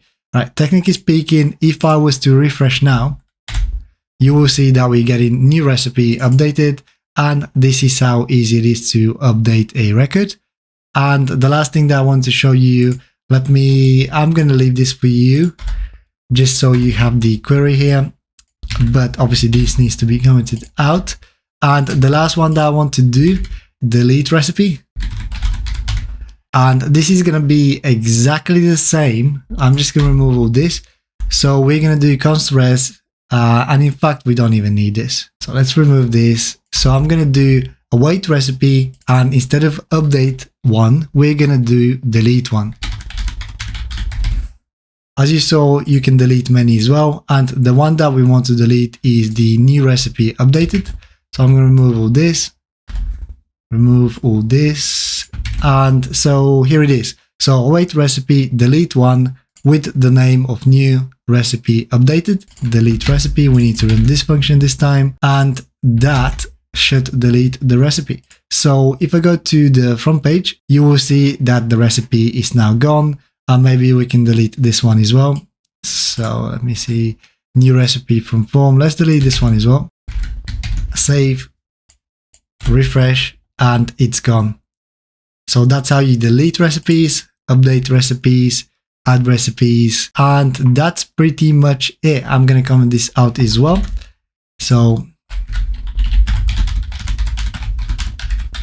delete recipe, and I'm going to put a comment for this one, which is update recipe. All right, I'm going to leave these here just so you can have the queries, and I'm going to tidy up the data here. I'm going to leave this. But for this one, I'll probably won't leave all the data. I'll probably just leave one with some dummy data. And that's everything from this tutorial. I hope that you found it useful. Please consider subscribing to my channel. It would help me a lot. And thank you very much for watching. As always, my name is Radi and you're watching my channel, Radi the Brand. And I will see you in the next tutorial.